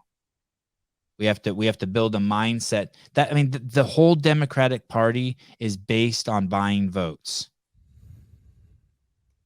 And the poorer people are, the easier it is to buy the votes. So they try to keep people poor and dependent on the government.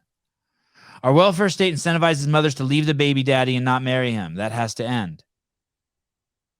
And I know you're asking me a yes or no. Oh, so you're asking what are other solutions besides changing the welfare state? Reforming education, completely change the way we teach people. Homeschool your kids. If you really want to dig into it, start reading some of Thomas Sowell's stuff. Start speaking the truth. Don't let people get away with fucking lies like that, like the lie that cops are fucking killing unarmed black men. It's a fucking lie. It's a fucking lie. If you believe in science and statistics and numbers, it was like in 2019, it was 12 unarmed black men were killed by police in 356 million traffic stops.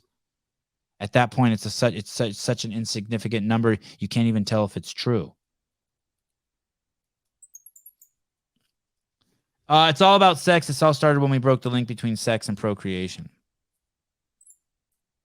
No, don't ban no-fault divorce. Yeah, you have to be conscious of people who get into some bad situations too.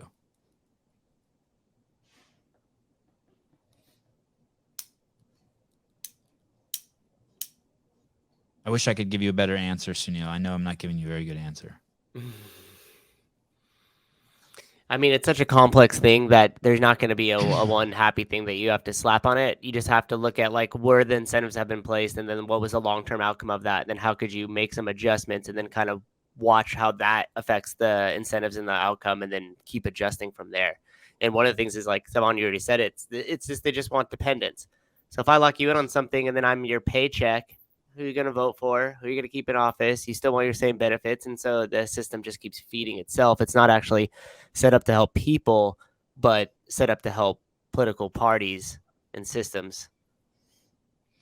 Caller, just 1 second. I want to read this. When I was a single parent in the university, I took advantage of subsidized rent and daycare to afford to go to school. I used it for a short time. A lot of people say it's a way of life to live on welfare.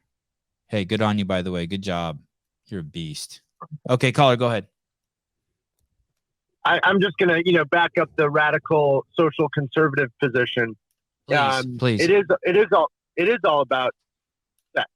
The rates of increased fatherlessness in black homes started when we legalized the pill, when we legalized abortion and Planned Parenthood built clinics in black neighborhoods to build a system of eugenics in the country.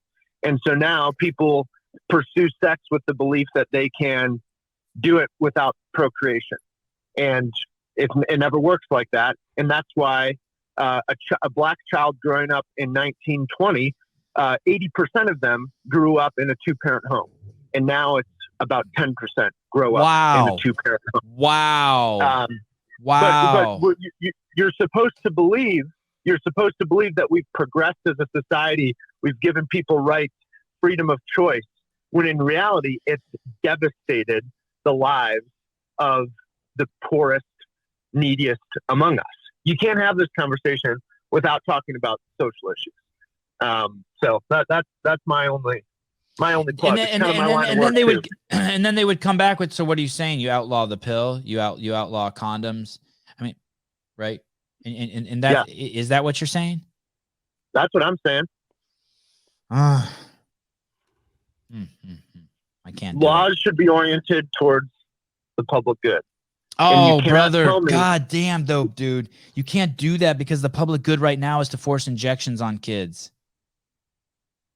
But, well, that's not, I mean, that's not the public good, right? Because it's the same reason. Do you believe in the death penalty? Do you believe in the death penalty? Do you believe in the death penalty? In very, very limited circumstances. Almost always no. But and is the reason why because you don't trust they're going to kill the right man? Because that's the reason why I don't believe in the death penalty. For two reasons. One, I don't believe this. I don't believe the system is always going to get it right. And then two, if you kill someone, that means someone has to be the killer. And I hate creating killers. I agree with you, but I think there is a point where someone is such a threat to themselves or other people where it may be the only option. I don't know if that's the case now. It should almost always not be the option. But the death penalty, people always use it as the parallel to abortion. It's very different because there is a world where you have to kill someone to protect others. But there is no world in which killing the life of an innocent baby is legitimate. But before you go, let me read this to you because this is truth. This is 100% true, whether you're Christian or not. This is like, and I'm not a Christian, but here you go. Perhaps the problem is the divergence away from Christian values. Yeah. If we had an entire country with Christian values, this shit would not be like this. I mean, and I'm not a Christian, but I'm telling you it's the truth. I've always found it strange that people call for mothers to stay with the baby daddy, but still encourage casual sex. Yeah.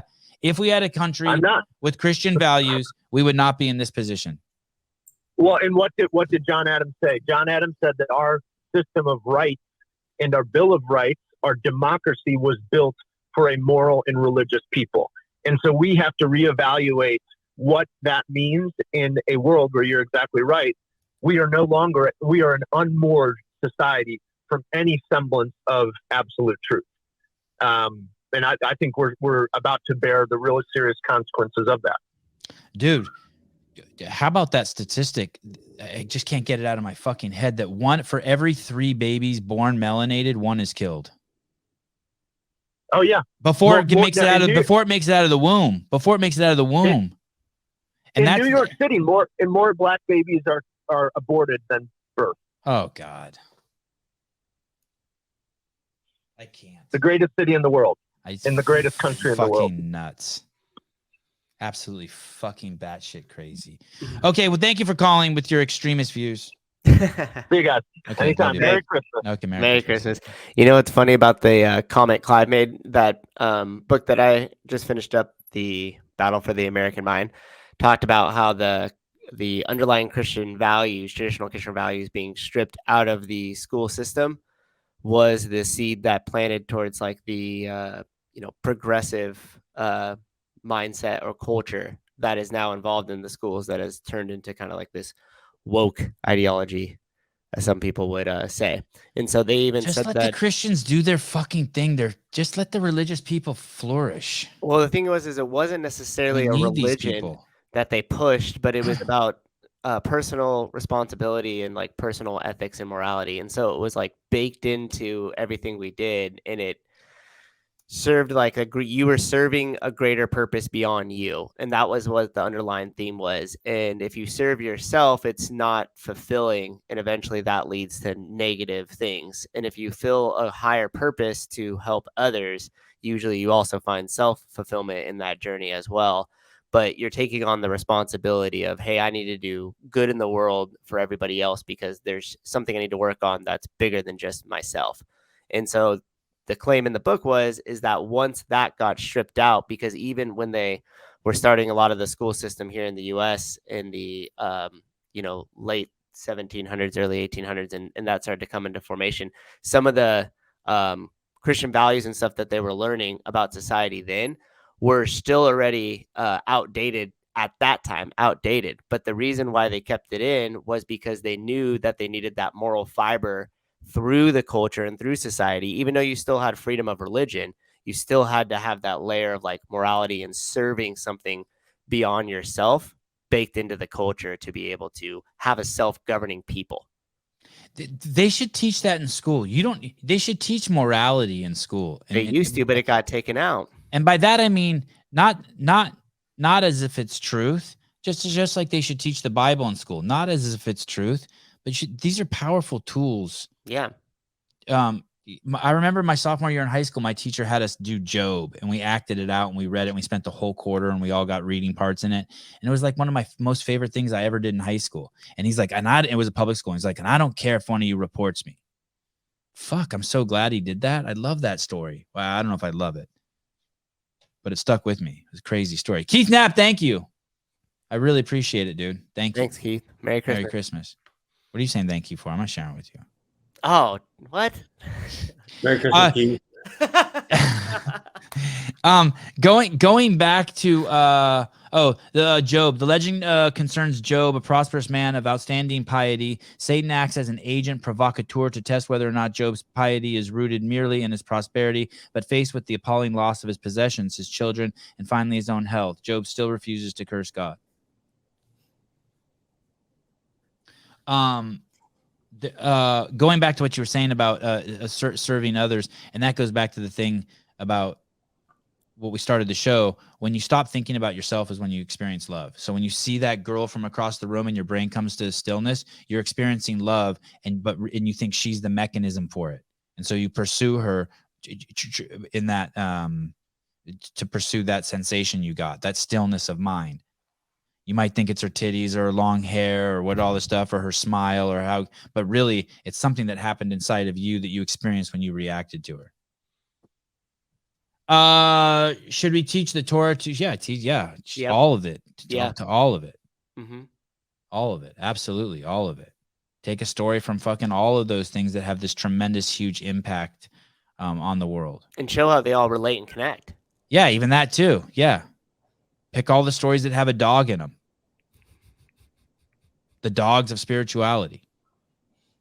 Yeah, and the Quran, because it has the coolest name. Oh, I'm really going to trick Sevi up, and I'm going to bring up science. Should they do Scientology too? Trish, you do learn about morality. That's what the humanities are for. The humanities, everyone says we don't need. Where did the caller find his stats? Are you talking about the stats for in 1920, 80% of melanated people were married, and today it's less than 10%? That stat? Start Googling around. It's everywhere.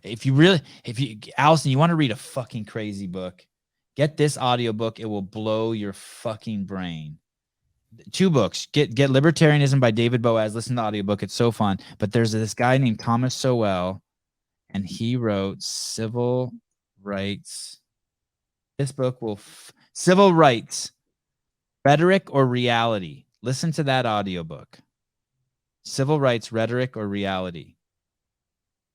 God, wouldn't it be amazing if we could get that guy on the show? Yeah. He's got to be pushing 100, we right? had Thomas Sowell on the show. That'd be crazy. Yeah. That'd be awesome. Hey, if you guys, if anyone likes Jordan Peterson, you will do 1,000 backflips for Thomas Sowell. That libertarianism book that you suggested, yeah, that should be the foundation of teaching of government in schools. To really understand the difference between like what liberty is and how that is protected by the republic, and it's not just a democracy. If you're confused about the difference, between liberty and democracy, you have to read that book. Yeah, if you don't know that fundamental difference, it's going to be tough to like navigate in the political world. I don't think most politicians do know. I don't think they know either. That person hung up. Bye, caller. Merry Christmas. Okay. Where were we? Sowell's 92. What Zombie said. Oh. Perfect. Oh, well, I don't know, but you can go to the CDC, website and start looking around. That's where I got my numbers. For every 3 born, 1's aborted. And so from there you could break it down into locations. Yeah, it's got to be pretty bad somewhere, because somewhere else it's not as bad. Oh. That's not what it looks like on the New York City Health website. What? Allison's picture offends me.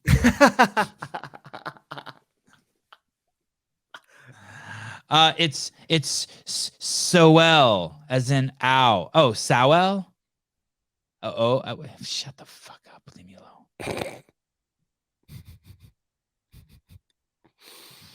I don't even know. What do you mean? What offends you about it? I think he's joking. I don't know how your boobs sit like that. I can't even, when I look at it, it throws my brain off. I think like 50% of what Jeff says is just to like, because he knows he'll get a reaction out of us. I don't know how they sit like that. Okay. I'm still stuck. 282, the first, this I just thought was interesting just to, the first Bible ever that was printed in the United States, first English Bible, was called the Atkin Bible in 1782. And it's the only Bible that was endorsed by Congress. It kind of ties into that whole, go ahead, play this. Yeah. It's called the Atkin Bible. It's a cool wiki link, AITKEN Bible of 1782. This is a copy of what the first Bible printed in English in America looked like. This Bible was printed by the U.S. Congress in 1782. In the records, it says that this Bible was, quote, a neat edition of the Holy Scriptures for the use of our schools, end quote.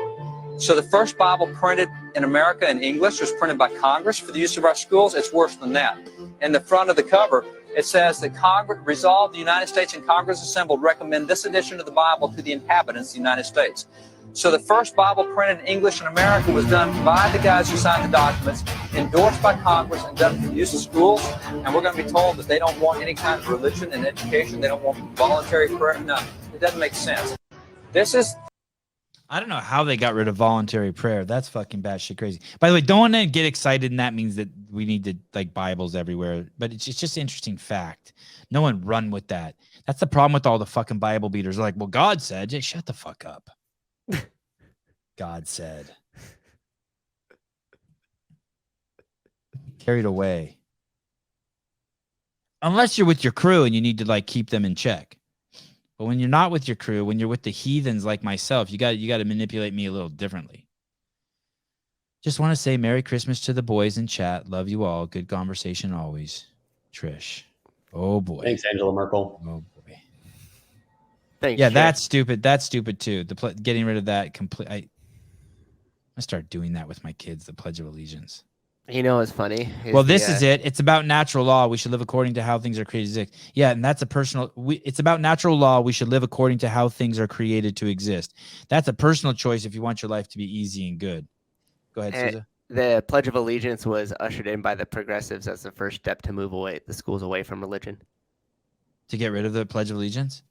No, to input it. I pledge allegiance to the flag. Oh, wow. So you're pledging your allegiance to the country, not to your creator.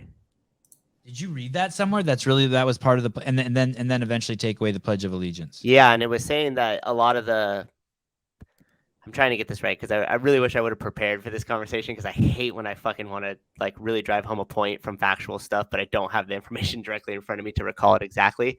But it's okay.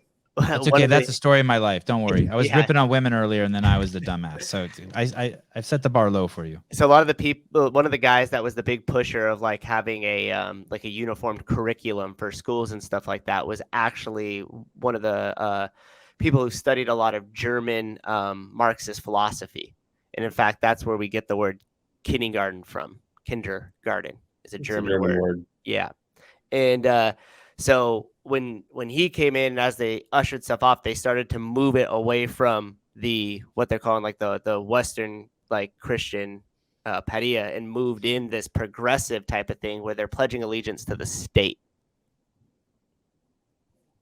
When you hear the word, so basically, you were eating a candy bar. We switched it with 3 Pringles, and now we're going to take the 3 Pringles away from you.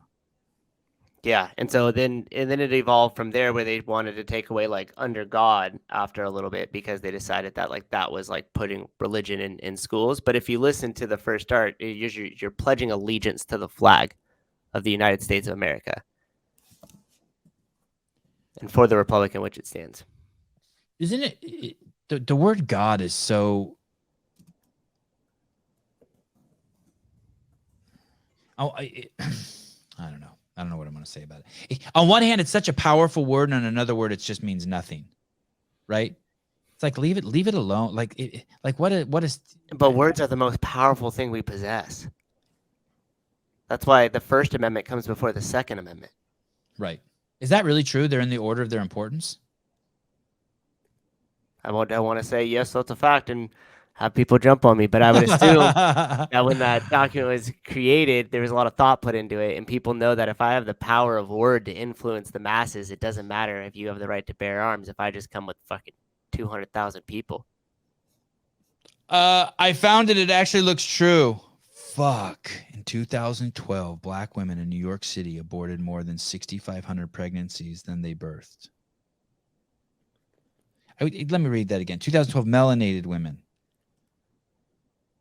There's also, I don't know. I was finding some stats too, but I'm not going to.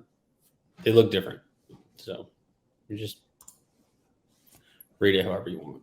Did you find that there were no kids melanated in New York in 2012? Yeah. No, I found it the opposite, I think. But I didn't even know there were black people in fucking New York.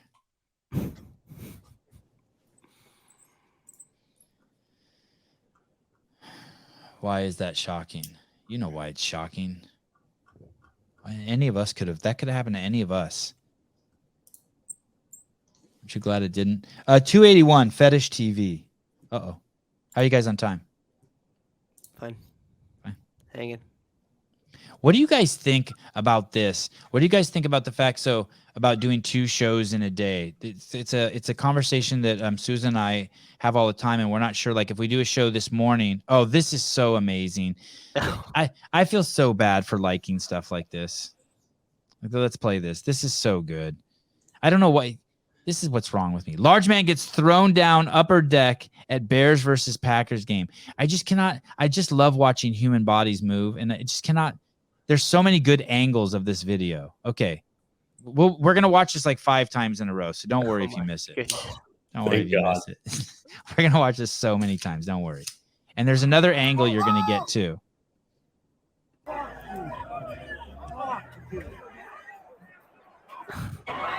What the fuck? Was his belt on backwards? Oh, no. No. How I can't even tell what his body's actually doing. Neither can he. You're never going to believe this other angle now. Hold up before you see this. You're never going to believe this other angle. No, he wasn't thrown. You're going to I couldn't It's so weird how it's it happened. such a violent ending for such not a violent beginning. This is kind of why I decided, if it didn't have the second angle, I wouldn't have shown you this. This other angle is going to I would never go to a pro football game either. You're right. Idiots everywhere. Watch this shit. What? It's so entertaining. Watch this crazy shit.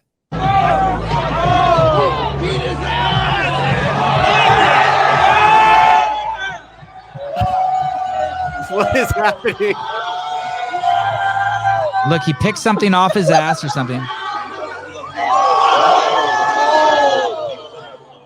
Holy shit! There's no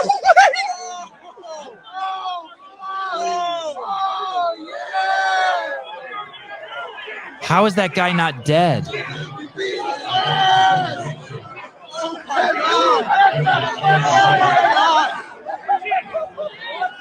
Okay, one more time. This is fucking crazy. Look, and they're just talking. What's he do to his ass? Does he pull a handful of hair off the guy's ass or something? It looked like he was trying to grab him by his belt. This is I cannot believe that. How much does that guy weigh? 400? 380? Easily. Yeah. He's holding his cell phone. Who is? And then look, he does something to his the guy who gets thrown down the stairs. Oh. See, look, he's grabbing his belt there, it looked like. Yeah, he's trying to grab his belt. Like to pull his pants up? No, probably to pick him up. Leverage. Yeah, then just hucks him. That's so weird. You can tell he kind of feels a little bad about doing that because he's like, "Ooh, that was a little bad." And then, bro, you could have killed him. Oh, could have killed him. Sure. Oh, for sure. That's all concrete, dude. He hits his head. He's fucking brain dead. Yeah. Well, shit. This is hard. See, Sevan Sugar saved him. Yeah, that's the Billy. Billy. Billy always sees the glass half full. Saved him short term, kills him long term. Billy always sees the glass half full. He was trying to finger him. Hey, yeah, sure. Could be. Jeff. What if he would have done that? Man gets sodomized at Packers game and then thrown downstairs. That would be a great headline. Little oil Man check. and Packers get sodomized. Hey, dude, imagine some little kid was walking up the stairs and that dude would have just steamrolled him. Oh, The fat guy initiated it. Hey, you don't know. Adam, how do you know? Adam's like, I was in the seats 3 over. Yeah. Adam's like, that's me. He has Down syndrome. Yeah, look at this. Look at, guys. Look at. That is. God, look how high his ass crack is. Yeah, that's. Dude, his body's twisting. Look at just like this. Look how far his stomach hangs down. Do you know, like in a car accident, like when it's just about over, there's like a last like subtle movement that's like it's settling. He's so big, it has that too. Like even when it's over, all that body still has to settle. Wait. Jeff says, look at his face at the end. I don't know if that's a clear interpretation because he did just get hucked down a flight of stairs. So everybody's face is gonna look a little fucked up when they get up from that. Oh my God! Look at the guy on the left with the blanket over his legs. He's in sheer panic. Yeah. Look at him. The reaction. Yeah. Oh. Look at it. He's like, look at him. He's. And the person in the front row grabbed their mouth. They can't even believe what they're seeing. Bear down.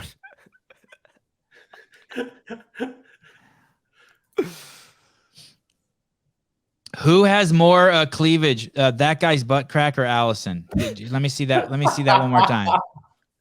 For sure, that guy's butt crack. It's close. Holy shit. It's close. Oh my goodness. Okay. That's enough butt crack. That's called Fetish TV, that clip. I'm afraid to admit I'm mildly turned on. Who's mildly turned on? Wrote that? Wait, what? Jeff wrote that. I'm so confused. Merry Christmas. Christian, I think so too, Christine. Allison, yes. I think you're right. Get that guy on the show. Maybe he's down to try California hormones. Yeah, he's probably gotta lose a couple LBs first.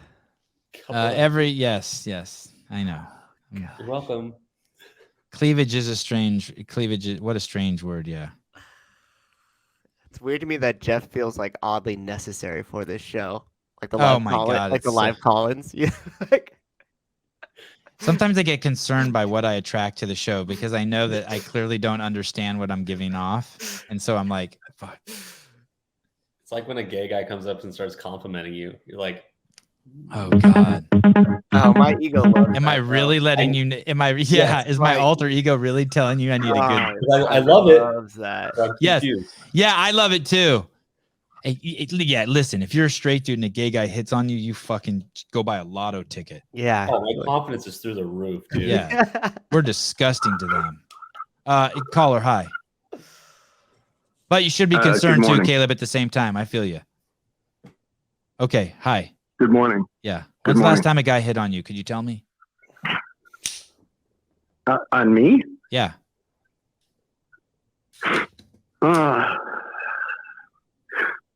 When I was in college. Yeah. How many years ago was that? 1980s. Oh shit! Oh, come on, you got to step up your game. You've gone downhill since there. That's the crowning achievement of fucking being a man. Another man hit on you. How can I help you? Well, I'm calling from the 509. Okay. I'm gonna look that up. Right you know where now. that is? No, but I can look it up really quick. 509 area. Cole Sager's hood. Oh. It's Washington. Spokane. Washington. Spokane. Yeah, it's not.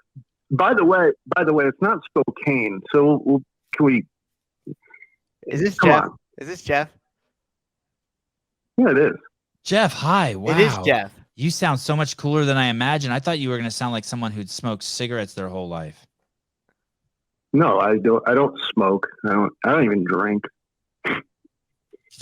But I wanted to prove, number one, I don't sound like Sousa's nerd voice. Okay. Although I like the voice, but that is not me. Okay. You think Sousa sounds like a nerd? Is that what you're saying? No, when I did the whole like, No, you're not a doctor, you didn't Google it. That doesn't necessarily like directed directly at Jeff's voice. It's just kind of that like that comment. I'm nervous talking to But Jeff. I was really hoping he was like a bot. Sousa does need a haircut, though. I think today. Don't. Yeah. You don't Hey like Jeff, it? what do you do for a living? What do you do for a living? What's your vocation? I'm actually a CPA, believe it or not. That means you do people's taxes and shit. Like you're a math guy. He's cooking the books. No. Yeah, I do cook books. I have cookbooks. But that's what you do. You do people's taxes. No, I don't. I mean, I can do taxes, but that's not my specialty. Your specialty is commenting on the show. Are you CrossFitter? Yeah. No. I like CrossFit. I wish I could do it, but I've had some health issues, which has prevented me. So I'm actually having a procedure next week. So what procedure? Anyway, not anything major. An EGD. Caleb? Endogastric bypass? No, not a bypass. No, it's I have gastric reflux and it's pretty severe. Which, I'm going to regret doing this. 100%, I will regret doing. Hey, it. do you eat tortilla chips? Because the only time I ever get gastric reflux is like when something comes up in your mouth and it burns. Yeah, it's bad. Yeah, when I you only have it get that when I eat severely, tortilla chips and drink Moscow Mules. But I get it immediately when I mix those two. Yeah, so you know what that feels like. Yes. And when you have it severely, you can actually get I think it's called Barrett syndrome. But anyway, I like CrossFit. But here's what I want to say, and I'll hang up because I don't want to get absolutely trashed. I don't even. Well, don't. God damn it, Jeff! He did that on purpose. He did that on purpose. Damn it! He did that on purpose. Damn it, Jeff! Well, if he did it on purpose, he's good. If he did that on purpose, that was good. He had me by the balls. I was about to fall out of my chair. Yeah. Ah. Damn. Hey, you got nervous, huh? Oh, so nervous. I was nervous. I remember meeting Christine Young. I was nervous. I get nervous around all you fuckers. If you guys get too close to me, I get nervous. So funny. Hey, there's nothing that makes me more happy than someone who listens to the show who's not a CrossFitter. I knew you're gonna be stoked about that. When you're like, do CrossFit? He's like, no. I was like, God, it's like the worst thing you can tell me. Someone the other day, I was talking with Hiller. I'm like, fuck, dude. I'm so fucking good at what I do. How come this fucking shit? I listen to other podcasts that have 50,000 live viewers and fucking I'm better than them. I'm like, what am I going to do to fucking get more people? He's like, and we were brainstorming ideas. He's like, what percentage of your listeners do you think are not CrossFitters? And I lied to him. I told him 5%. I think it's like 0.5%. Billy K, you guys are 1069. Nice. You guys are great. Enjoy the time with your families today. Next year, we see Sevan take on others and work out Fit War style live. Holy cow! I don't know. I like my arm is fucked up, dude. You know what I did yesterday? Because it was the only thing I could do. I did 600 step ups. No, or 2 days ago. I'm so sore, but I can't do anything with my arms, dude. My left arm is fucked up. Sevan did the original Fit Wars against Olivia Kerstetter. Dude, true. Oh, I see the original. Okay. Yeah. And your arm's getting worse? Does it wake you up when no, you it's because no, it's not like that. It's because I keep doing stuff. Like I did a couple 135-pound power cleans the other day, and the whole thing got just inflamed out of control. You know who you remind me of? What? Mark Wahlberg. An old guy? I'm remind you of Mark Wahlberg? Yeah, that statement that you make. I mean, see that thing he posted on Instagram? Oh, what was that? I'll show you. I posted it? If I can find it. No, Mark Wahlberg did. Oh. I'm confused. I know. That's okay. I got you. Check this Well, that out. was cool. That was a kind of a nice Christmas gift to talk to. Yeah, thanks for calling it. Is this him again? Yeah. You guys, you know that we're 2 hours into the show. You had 2 hours to fucking call in. And now, okay, caller, go ahead. I just woke up. All right, fine. Go ahead. Merry Christmas, gentlemen. Merry Christmas. Merry Christmas. I was just calling in. Okay. Maybe I was going to add something to the Green Bay guy getting thrown down the Oh, stairs. yeah. That was incredible, right? Yeah, crazy. So resilient. That dude got right up. Like you just got through a car wreck and you got right up and run right back up the stairs. Great With point. a smile on his face, not even ready to fight. Like, wow, thanks for the ride. You know? Not quick. Exactly. Yeah. And I think the guy was trying to pull his pants down so he'd trip more down the stairs. Oh, shit. Wow. Okay. Yeah. Malicious. Oh. Yeah. Okay. So these are the options. Pull his pants down so he trips more. I thought he was grabbing a handful of hair off his ass, and Sousa thought he was grabbing his belt like to give him like maybe a toss. Mm-hmm. Right. Okay. All right. Fair enough. Hey, did you hear Jeff Bako call in? Yeah, I did. Do you think that really was him? I think it was him. I think so. Sounds like his sense of humor to do what he did. Yeah, that was good. Yeah, that was You great. see a little run around. Yeah. Hey, Sevan, how's your kid doing in tennis? Oh, bro. Oh, hi. Did you send 2 more rackets? No, I didn't send 2 more. Did you get somebody from someone else? Someone sent 2 rackets to my house. Sweet. What kind are those? Someone sent 2 rackets and a fucking skateboard to my house. Oh, really? Oh, awesome. I didn't even know look at the that. brand. I just assumed it was you. No, I didn't send 2 more, but that's awesome. Somebody else is sending you stuff now too. Hey, they're killing it. You know what, David? We went to Newport for 2 weeks. I wanted to ask you this. We went to Newport for 2 weeks, and my kids didn't play tennis during those 2 weeks, right?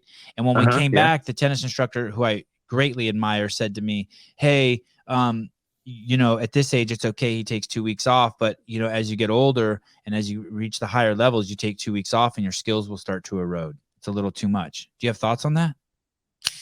Yeah, at a very, very high level, we're dealing with like percentages, and tennis is a very, very touchy, feely game, and you can lose touch in a matter of days for sure.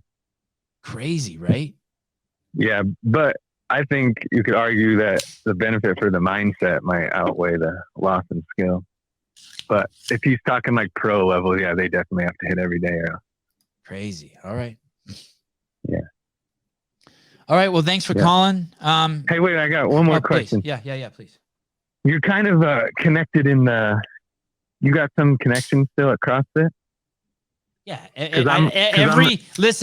Every single person who works at CrossFit wants to talk to me. The people who fucking hate me, the people who love me, everyone over there. Yeah. I'm like fucking Godzilla. Everyone wants to be my friend, but everyone's fucking terrified of me. I might sneeze and burn the whole fucking place down. All right. Well, here's because I'm also a high school teacher, and our high school is about to switch like how they run the high school. Like we're going to an academy model. Yeah. And I was thinking I want to do like a school to ready system with CrossFit, so a high schooler comes out of high school with like a level 1 and they can go into the workforce. And I was just wondering who I could get in contact with CrossFit. Maybe we could set something up like that. Yeah. We could start like you have my phone program. number, right? I think I do. Yeah. Okay. Send me a text afterwards and I will and I'll call you either, you know, in the next couple of days or today we'll talk. I'll hear the idea a little more and I'll pitch it over there to someone. They would love to do shit like that. That contract they just got with the Army, that's so awesome. They would love to do something where kids coming out of high school would already be like pipelined into the fucking level 1 and sharing that wisdom with the world. Maybe that's the place to go. It seems to be working for the woke fascists. Indoctrinate fucking high school kids. Maybe that's what needs to be happening even more. With CrossFit needs to double down on that too. Yeah, we can battle them from that front. Hey, do you know Matt Schindeldecker? Did you ever hear that podcast I did with him?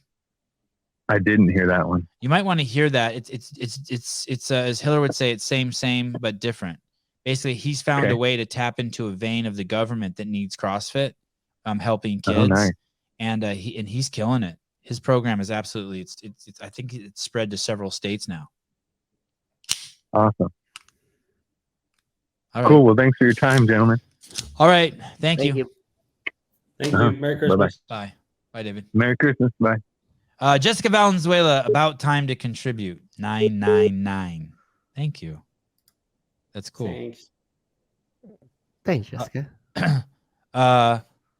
Jeremy World 469 for you, Philip. Nice. Who's Philip? Philip. Right. Philip? Hold on. How's- Kelly. why is he giving money to Philip Kelly? Because of the comment he made up here earlier. Okay. Yeah, he said something about like if everybody gave $4.99 in the chat or something like that. Like I'm trying to find the comment right now, but I can't. Then I could pay my mortgage this month. You know, Yeah, that would be good. when I was watching Fit Wars, I wanted to donate money, but I was only going to donate $1. And then I thought, God, I'm so fucking cheap. And then I didn't donate it at all. And then I thought, well, that's stupid. I should have donated $1. Imagine if everyone here sent $4.99. Yeah, imagine. I can. I can see it. Like, can I play this clip for you now? Yeah. Oh, yeah. Thank you. All right, I got an MRI yesterday. I got a tear right here. Doc, what's the diagnosis on a tear? Oh, that's good. I got a tear here. I got a tear here. I got a tear in the meniscus. I got some herniated disc and shit. But do what we do? Work through it. Work through, man. Mind of a matter. Stay prayed up. Father Susan. Tomorrow. Father Souza. So you're in good company. Yeah, he knows. He knows. I mean, I told him not to work out with those beta ass gloves, but other than that, he's kicking ass. He's a good dude. So basically, you're saying stop being a pussy. No, he's like doing the same thing you're doing because you're like, it hurts. And I'm like, does it wake you up in your sleep when it hurt? You're like, no, it only hurts because I just don't stop doing shit. Oh, thank you. So I'm like Mark Wahlberg. I like Yeah. He's like, got a tear here, there. It doesn't matter. Just keep going. He got destroyed in the comments by all the weak ass motherfuckers on Instagram too. He was getting destroyed by them? Yeah, people are like, oh, that's a good idea. See, Jeff, it's not just you that do the voice. That's just the general voice. And they were like, listen to your doctor. Yeah, work through it till you have to get surgery. Great idea. Like, just that type of bullshit. Damian Fink, $4.99. Call in Wild Zombie. That's a cool last name. Eric Weiss. Merry Christmas, gentlemen. Appreciate you all. Thank you. Appreciate you. Merry Christmas, Eric. Eric's the type of guy that when I look at like his profile picture, I think back about some of the subjects we talk about, and I feel bad because he seems like such a proper gentleman in that photo. It's like who Eric? Eric, yeah. Yeah. He's got like a backpack on. He's in Yosemite with his girlfriend. He's probably like carrying water and a sandwich for her. Yeah, just like a good dude. Like you find him on a trail and he's like, "You look famished. Here's a bar," and like busts it out of his backpack and hands it to you. Is that an Asian girl? His wife's Asian? I don't know. Because that means he's like crazy fastidious too. That means like he's beyond like he's like super clean. Wad Zombie, what brings this pleasure to the Sevan Podcast to have you call in? I really wasn't going to call, but Damien sent the $5. So I figured it'd be kind of a dick move if I didn't call. Oh, you're like a prostitute, I'm like your pimp. They paid me some money, and now you have to call in the show and do some tricks. Yeah. You're a good dude. I figure at least come on and say Merry Christmas and love all you guys, especially everyone in the chat there. Why don't you give us a hint? Who's going to be in Fit Wars 2? Why don't you give us a hint? Small hint. We already know they have. We know you're going for vaginas this time. You've had your Filipinas. One of them is for sure top 15 from the games last year. Nice. American. Oh, he's narrowed down. And then the other one we don't have confirmed yet, but once we do, that would be top 20 American from the games last year. Wow. So you got Danielle Brandon, huh? You got Danielle Brandon. Wow. Ariel Lowen? It's not Danielle Brandon. Sean M, $5.99, $4.99 plus an extra $1 so that Sevan can donate to the next Fit. Dude, you are a good dude. You are a good dude. You just made $1 on the show, Wad Zombie. Oh, right on. But yeah, so it'll be the end of January, and yeah, it should be pretty good. The one person we have locked in, you'll get excited for, even though you said you wouldn't. I know you will. I for sure will. Hey, we made it. I made a list of people I want to try to get on the show before Wadapalooza. Oh shit! Did a bolt fall off of this? And I definitely want to try to get Danny Spiegel on the show before Wadapalooza. You think it's possible? Danny Spiegel? No. I know. I don't think it's possible. Danny Spiegel. Yeah. No. Yeah. You get John Woolley on before you get Danny Spiegel on. No, we get him on anytime. Unless you get Logan to call in as Danny Spiegel, he might be up for that. What happened to Logan? I used to be friends with him, and then he vanished. What happened to him? He's I think he's mostly just trying to be off social media, just as a personal. I mean, I don't want to say health thing, but just as a personal choice. Right. So, well, I'll text him and stuff, but he doesn't really go on Instagram or anything really a lot. Does he still listen to the podcast? Dark void. Does he listen to the podcast? Here and there. Yeah, here and there. Certain episodes, not all of them. Allison NYC, $4.99. Thank you, Allison. Thank you. Maybe I'll see you today and buy you a cup of coffee with that money. Beyond Natel. Nadal. Stay safe, Caleb. Thanks, Jethro. $4.99. All right. Andrew Hiller. Wad Zombie, let me ask your professional. Can I ask your professional opinion about something? Yeah, of course. Stephen Flores, George Washington. Thank you. Okay, here it is. So I want to do a show. I want to do a show tonight and tomorrow, and then I want to do another or this morning. I'm doing this show this morning, and then I'm gonna do another show tonight, and then on Christmas morning I'm gonna do a show, and then I want to do a show Christmas night. And we have this debate that maybe but not even a debate because neither Susan and I are firm on what the answer is. But we're afraid if we do too many shows too close together that we step on the other shows and kill the numbers on them. But it's a little more dynamic than that. Like if you do one show and it gets 10,000 views, is it better to do two shows and get 15,000 views? Like, I don't know how to think about it. Do you have any thoughts on it? Yeah, that's a tough one. I know Hiller would probably have some good insights on that, depending on what times because like sometimes he just confused me more. In the morning. I asked him, he confused me more. I asked him yesterday. No, drop all that. Just you as the person who listens to the podcast, would you prefer to have the one show come through or two shows come through when you go to listen? Just as the viewer, not metrics, none of that. Just as a viewer. Two? Yeah, too. But also, I mean, the other thing you got to consider is like that's me being selfish because I like the live show so much. So like, do you guys get more off of the non-live clicks, We don't even know the answer. Get more off of people? We don't even know the answer to that. Really, Sousa is saying the truth. I'm misrepresented by getting the views. We just don't want to turn anyone off, like make people feel bad, like they're missing shows. But then on the other hand, I love doing the shows. We all love doing the shows. And if we have enough content, we want to be available. We think it would be fun to do more shows. I think it'd be better to do more. Or I don't think anyone would be feeling like they're missing out.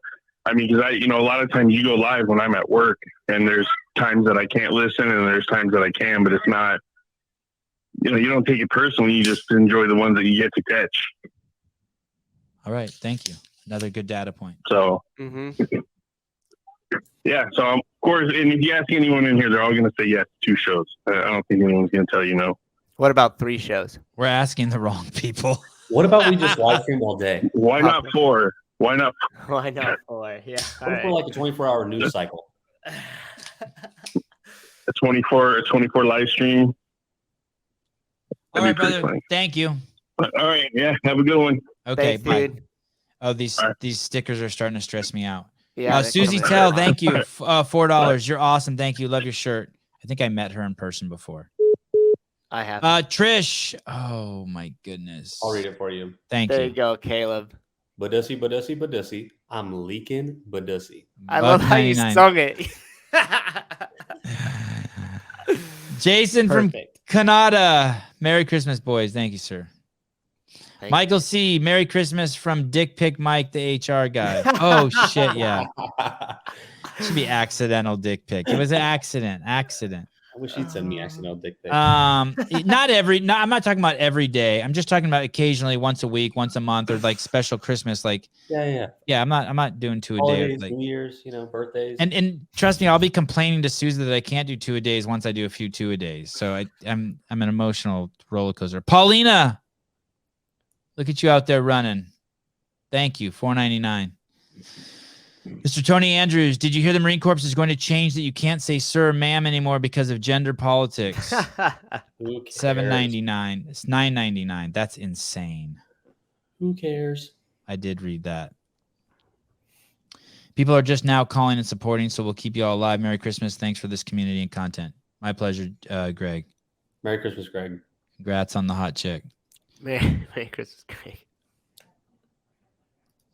I'm making truffle butter with my son-in-law for the holiday. Will that be with what is truffle butter? God damn it, Trish. That's an Urban Dictionary one right there. It is? Yep. Here you go. Oh, we haven't met yet. Okay. It's coming, Susie. Truffle butter. The word of the day, combination of fluid. Jesus criminy, dude. I can't. My mom is not going to like this. And on her birthday, pull that down. Yeah. Sorry. Bring that back next live call-in show, please. There's no way. No, we're not Googling big dick either, or truffle butter. We'll have a show. Hey, maybe we should just have a show. It's like, Mom, don't watch this one. I'll title it that. It's like a once a month, so my mom knows not to. That's going to be different than other shows. I mean, think of the subjects we talked about today alone. Like, I mean, she's cool. My mom's cool as shit, but just something she doesn't like the B word. Yeah. Okay. Back. Do you guys still have a few more minutes? My bladder's holding tight a little bit. Okay. 280. There's no link, but there's pictures. I don't know if you have access to those pictures, or if I do. Maybe I can pull this up. But someone sent me this. Someone basically sent me a screenshot of a computer, and it shows the Morning Chalk Up Christmas party, and there is no Justin LaFranco there. And then someone else said, hey, watch, Justin LaFranco won't go to Wadapalooza either. And we're kind of on a LaFranco watch, because I have a feeling that they are in big trouble. Very similar, ironically, to the trouble that CrossFit is in over there at the Morning Chalk Up. And I think that there's some serious bull circling that's going on. Philip Kelly, it's my 40th birthday this Wednesday, the 28th. Happy birthday, all of you December babies. Don't be a victim. It's my 40th birthday this weekend. Happy birthday. This Wednesday. It's my 40th birthday this Wednesday, the 28th. Happy birthday. Happy birthday, all of you December babies. Don't be a victim. Yeah, $4.99. Philip, I did a podcast with Philip. If you haven't heard it, it is a wild ride. You should check it out, and he will be coming back on the show in a second. No one put you on timeout. Yeah, that's what I just she messaged me saying that. I was like, no, I didn't do it. No one did that. Definitely not. Definitely not. Can give her a wrench. Okay. I think you have to do it to YouTube. Hey, I'll do it. So here's the thing. Like I said before, I don't want Morning Chalk Up to go away. There's definitely something going on over there. I don't want to speculate on all the rumors I keep hearing, but there's definitely something going on, and LaFranco missing is concerning. And whether you like him or don't like him, that ship, he created that thing. That thing is his baby, and for some reason he's absent of taking control of it. And I don't know. I don't think it gets. I think he's maybe he is the right guy to control it. And I don't wish ill on anyone. I don't want to see them die. I don't want to see them go away. I would like to see him change, maybe, and revise his woke ways and become more logical and thoughtful and loving. But hopefully that rag can survive what it's about, what it is going through, and it's taking on fire. Justin V, 1999, Merry Christmas, the Sevan Podcast crew. Thank you very much. Thank you, Justin. And I suspect your girlfriend's hot too. Please put them larger in your icon photos so we can judge them appropriately. Justin, crop yourself out next time. Thank you very much, brother. That's very generous donation. Thank you. Trish, when will we admit that CrossFit as pop culture staple is dead, bound to go the way of the... I don't think so, brother. I don't think so. You know why? There's too many affiliate owners out there keeping the dream alive. Every time I interview these fucking ding dongs, man, they believe, they know what they got. These affiliate owners, they know. They know. And the words that Greg Glassman gave them to hold the shit together, I don't think so. I don't think so. I don't think it's going away like that. Oh shit! I might have made it. Oh no. Here, there's more. 279. What the fuck, Portland? Portland is a city on the North American continent on the West Coast, way up north. For those of you who don't know, it's very cold, dreary area. 30 years ago, it was one of the coolest cities, maybe in the world, up and coming cities, and it's taken a terrible turn because of drugs. Because of the mass drug addicts there. But anyway, this guy that this clip you're about to see, this guy, I've reached out to this guy to see if I can get him on the show to find out if this story is true. But I remember his original post. He showed buckets and buckets of needles that they had collected like in a single day off of the streets of Portland, which is pretty scary. Gosh. And then here he says he was fired from his job for showing all those needles. But let's listen to this. This is after he got fired. What's up, everybody? My name's Sam Graziano. I just wanted to let everybody know that after posting the video of the needles that we pick up off the streets of Portland, Oregon, Rapid Response fired me without any further discussion. I don't know what they're hiding, but I know that Lance Hamill, the owner and president of Rapid Response, in his office, he collects human body parts and soaks them in formaldehyde. He's got human feet, hands, a man's face. He's got a baby with the placenta, everything in a jar of formaldehyde. He's got jars of human teeth. What's up, everybody? Lance Hamill. What's the name of the organization? Oh, Rapid Response Portland. As soon as you type in his name, it pops up. I wonder if that guy's on Instagram. What the fuck? Lance Hamill. Either this guy's batshit crazy or something's out of context here. Yeah, that's what I was weirded out too, Jeremy. Jeremy asked in the comments, is dude putting his hand in a bin of needles? Were those like caps or like what? Caleb, do you know what that was? They that's what they break them down to before they incinerate them. So it's they're like a shredded thing pretty much. Exactly. Yeah. I wouldn't imagine that there's anything like actually sharp in there. It's just like been processed a little bit before they incinerate it. Wow. Chris Cordino. Thanks, brother. $5. Cordino. Thank you. I just moved out of Portland.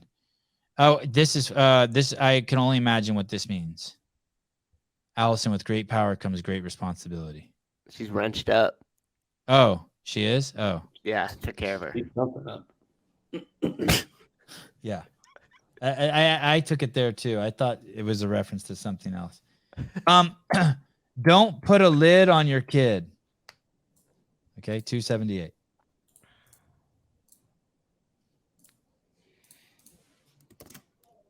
Do you guys like it that you haven't seen these before? Do you ever that it's always a surprise to you guys too? Oh yeah, don't put a lid on your kid. So this is just a little metaphor here. This is kind of crazy that these are fleas. Where do the fleas are placed inside the jar, and the lid is then sealed. They are left undisturbed for 3 days. Then, when the jar is opened, the fleas will not jump out.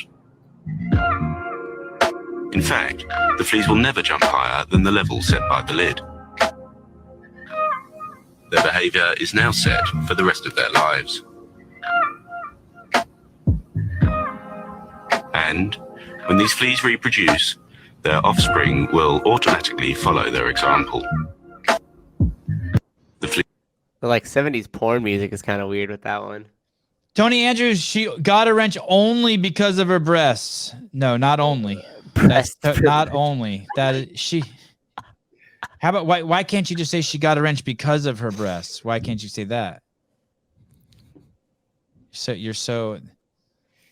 And I see her almost every day, and she's a friend of mine, and she watches the show every morning, and she has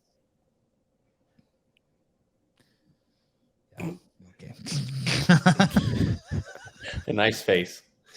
To read into it, anything that you thought I was gonna say, feel free to run with it and know you're correct.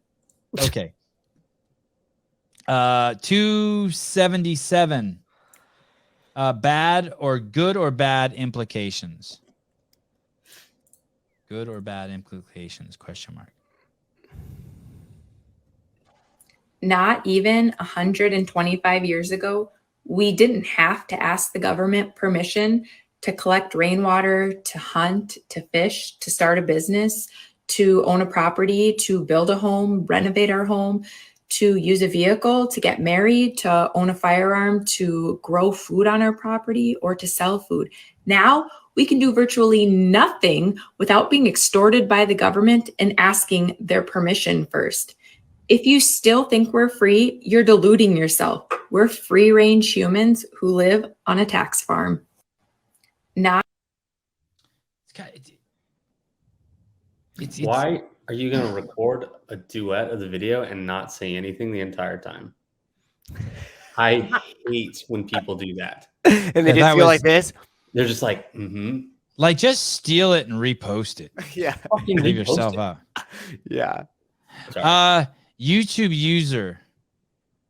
A gift for you, Sevan. Even though you're bad with numbers, you can't be great at everything. Merry Christmas. Merry Christmas, YouTube user. And the show makes a full loop. You think she has red hair? What do you think? Yeah. Yeah, I was gonna say definitely, especially like where it gets lighter in the sun. Yeah. I'd like to see her Instagram account. Free range animals on a tax farm. Nice. Here's the thing, man. With all of this fucking great shit we have, you can't have people fucking just changing their oil in the street, right? And just pouring it down the fucking. Yeah, I was gonna say there's a certain amount of regulation that makes sense because we just live on top of each other. So 125 years ago, you weren't living on top of each other, and there also wasn't these massive corporations that are like doing what they're doing now. So it's just it's apples to oranges. And I'm anti-government, so yeah, it's tough. But I hear her. It's good to hear. We'll say that again. I just said anti-government with the quotations because Jeff would probably destroy me if he was still here. Wad Zombie, does your wife have red hair? Haha, that is me. I used to be my name. Not sure why it changed. Oh. Did we guess her name? She kind of looks like a Jessica. Emma. No, but maybe it's Wad Zombie's wife. That's why he said she looks hot. I mean, she does look hot. I'm just a sucker for red hair. My wife has red hair. It's crazy. No, his wife's brunette, Latina. Latina X. Your wife's a Latina X. Wait, is it Jessica? Did I guess that right? Oh shit, you did. Is she fucking with me, or did I really guess that correct?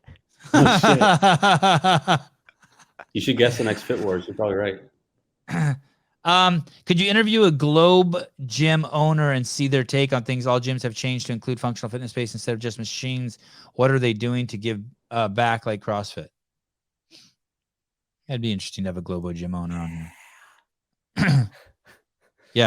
Yeah, you're crazy. Redheaded women are so good. It's so good that women come in all the different yummies. I'm feeling good about myself. She said I guessed her name right. Yeah, it's pretty good. And we just can't abolish every. I don't know. I don't know. I want to have someone on who wants to just like someone who's like flat earther style, but just wants to get rid of government and hear like how that would work. I want to hear how that would work. Hey, for real, having spent a Christmas in the Middle East, I got to thank you to Caleb. Merry Christmas, my man, Jeremy World. Thank you, Jeremy. Merry Christmas. Thanks, Jeremy. I always spent home away from Christmas. So does it bother you to be away from home for Christmas, Caleb? For the holidays? I've done this a few times, so no. Yeah, I always worked on Christmas so I could get the double time. Yeah, I wasn't really working. I was just never around family. I would go back whenever I could, but usually we celebrate like in January or earlier. Some people, it fucks with them though, right? To be away like on their birthday or their anniversary or Christmas, it fucks with them. Yeah, we don't like. It's a day. Like we'll get together at some point and we'll fucking hash out Christmas anyway. So, is there anyone like if you do show signs of like being bothered by it or like you're crying or do you console those people, or you're like, no, you're a pussy, knock it off? Depends on who it is. Right. Okay, good. Like if it's somebody, like, yeah, there's some people I would be a little bit more sensitive about it with them, but other people I'd be like, fucking, you're a bitch, dude. Yeah, suck it up. What if I turned off your neighborhood's fire hydrants during a fire? 276. So your neighborhood catches on fire, and then I turned off the fire hydrants in your neighborhood. Would that be a cool thing to do? Oh, yeah. Okay, here we go. Washington Post. A new study found that exercise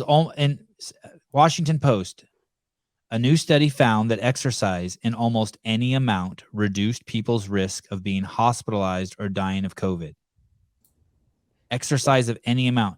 So probably shouldn't have closed all the gyms while featuring fat people on health magazine covers. This is tantamount to there's a fire in your neighborhood, but we turned off all the fire hydrants because we don't want kids to drown. I think it's funny that they said it's a new study. Right. I don't know where they're getting their new study from, but I like that comment that's just like science. Science. What's taking people so long? My son asked me that. Why are people still wearing masks? I go, why do you think? He goes, because they're scared, because they eat sugar.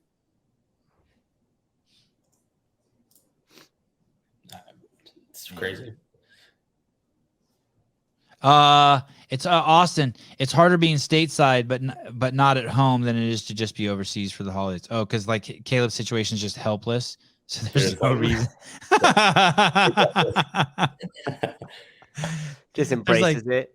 You're stateside, and you're like, I'm only a 16-hour drive from home. Caleb's like, no chance. Yeah, exactly. You know who knew that? Greg Glassman. Yeah, right. My CrossFit affiliate is closed today and tomorrow. Is that common? Curious what others are experiencing. One of my coaches texted me and said he could do 12 days of Christmas underground. We could do. Oh, meaning go over there? Yeah, that's a good coach. Yeah, go over there and do that shit. Underground. And yeah, that is common. We close today and tomorrow too, because majority of the coaches are coaching all the freaking time. So like we always think that they deserve a break as well. So yeah, we close today and tomorrow. We did our today and tomorrow we did our 12 days of Christmas yesterday.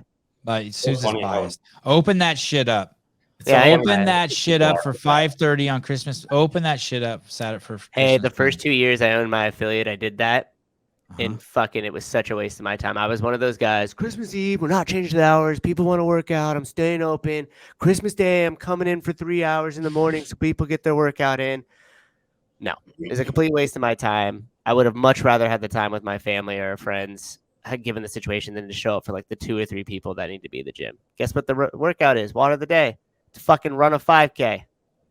Get a timer. Run a 5K outside your house. Congratulations. I think Lynchman did that.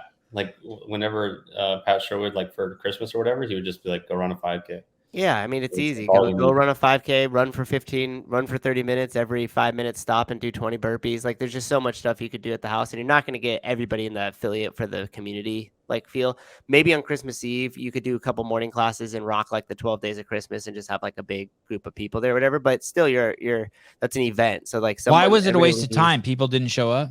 People didn't show up in any of the later classes. I probably had two busy classes like in the morning, like that 8 and like 10 or something like that, where you had 15 or more people. And then I just basically stood there for the rest of the day in these early years and just kind of like waited, and like one person would kind of come in and they're like, oh, it's just I me. knew it. So, do one class. Your affiliate owner sucks. Do one class. That's what I'm hearing from Souza. Do one class. I mean, I didn't do a class today. We did it yesterday. Yeah, that's why you're feeling defensive.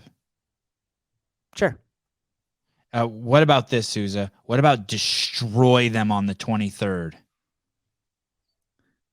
The fucking blow their quads and their glutes out. It's that workout, right? Yeah, I forget it, but yeah, it's horrible. So it's 12 movements, and you do it like the song. So the workout ends up taking between 30 and 45 minutes, and you end up accumulating like a pretty decent amount of volume. So you're pretty dang sore by the next day after doing that one. Okay, Yeah. I was thinking of just lunges, step ups, and air squats for an hour. So fucking the next 2 days, no one can walk. Be like, there you go, Merry Christmas.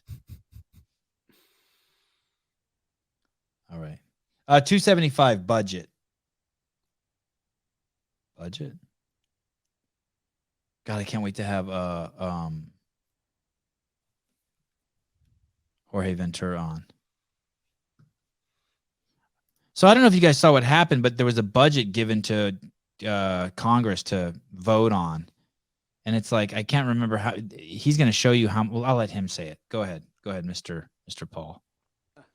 I brought with me the OMB, 4,155 pages.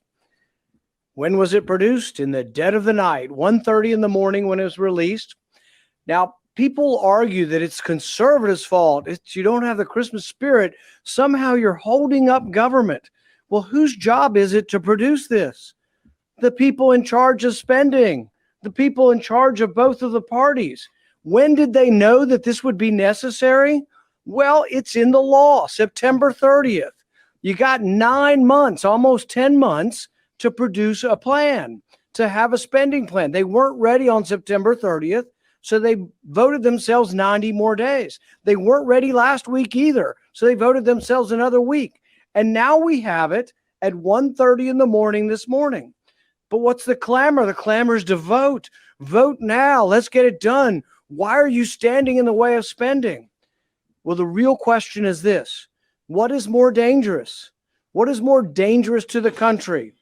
$1.1 trillion in new debt, or as Republican leadership likes to say, oh, but it's a win. It's a big win. We're getting $45 billion for the military. So which is more important? Which threatens the country more? Are we at risk for being invaded by a foreign power if we don't put $45 billion into the military? Or are we more at risk by adding to a $31 trillion debt? I think the greatest risk to our national security is our debt. The process stinks. It's an abomination. It's a no good, rotten way to run your government. $6 trillion entity, and they want 24 hours to process this, and then they want to go forward. I will be demanding 2 amendments. One, that this goes against the budget rules. The PAYGO rules say you can't do this. You can't have all this new spending unless it's offset.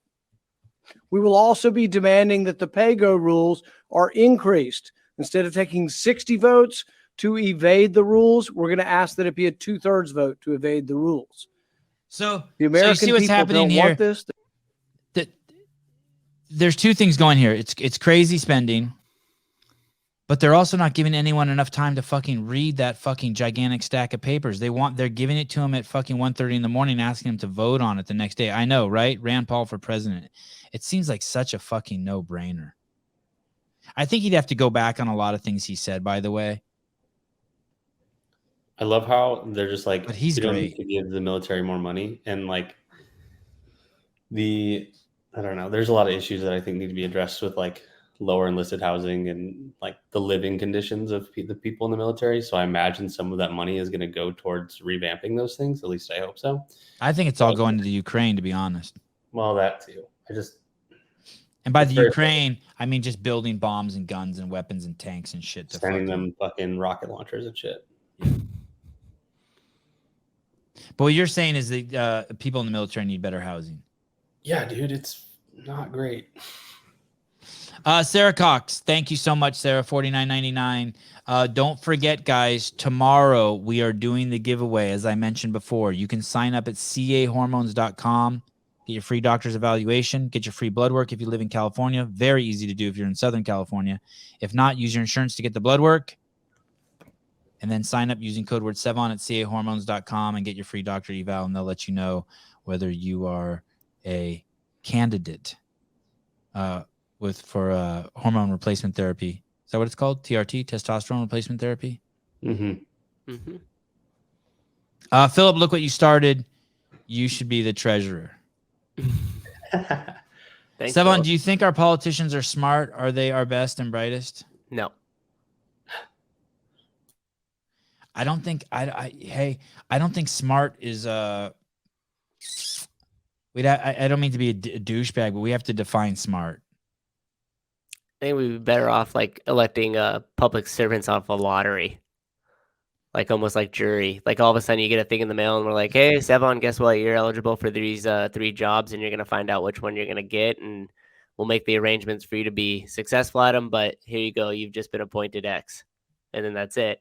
I feel like that would be so much in like intelligence level wouldn't like whatever, you could go into that conversation, but I just feel like any of the people that are like running for those things or like pushing for them or like wanting to be president or this or that are probably aren't the people that should actually be in charge. Victor Brown, 1999, Merry Christmas, you filthy animals. Thanks, Victor. There's this guy, Michael Schellenberg, who I think ran for governor of California.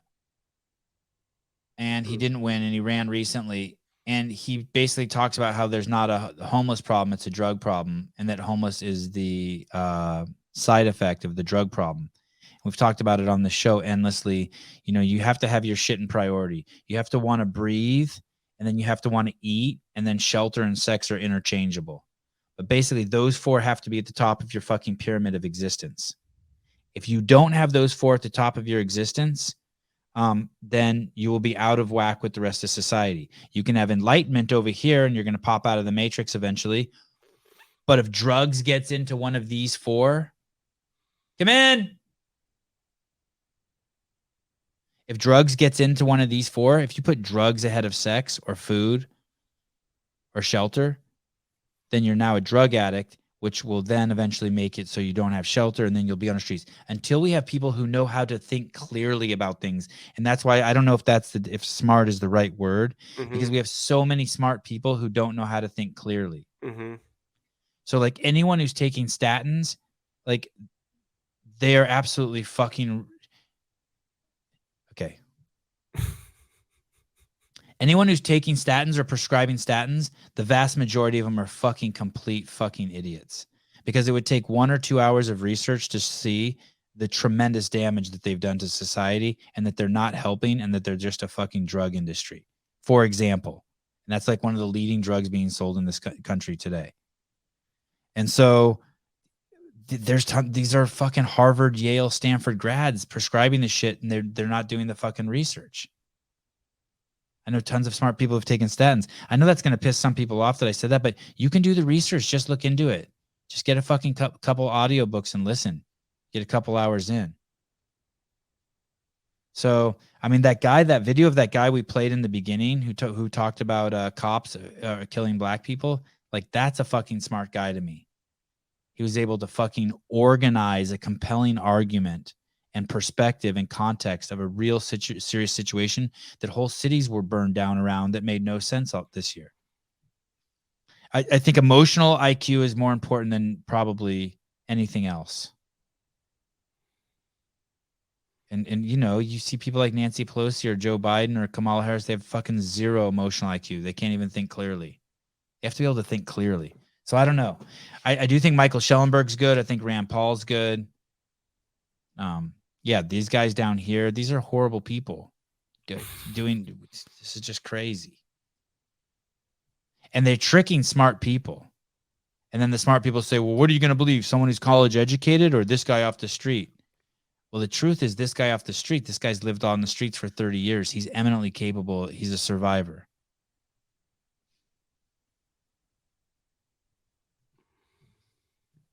Even the abortion thing, like we talked about endlessly on this show. These smart people refuse to acknowledge that, like, hey, there's a baby in there. There's an embryo, there's a fetus, there's a baby. And they're supposed to be smart? Okay, so that was budget. All right. Straight to sex. This is mental illness. What would this happen to on my watch? Dad skills. I wonder if this is true. If you think this is not going on today, trust your doctors. You want to do a doctor thing? What do you want to finish? Trudeau? What do you guys want to finish with? I wish I had something funny. Leave the borders open? Something funny. Careful who you... Okay, this one might be funny. That's Careful who funny you punch. 272. Yeah, funny and light. Funny and light. I don't know if this is funny or light. 272. Careful who you punch.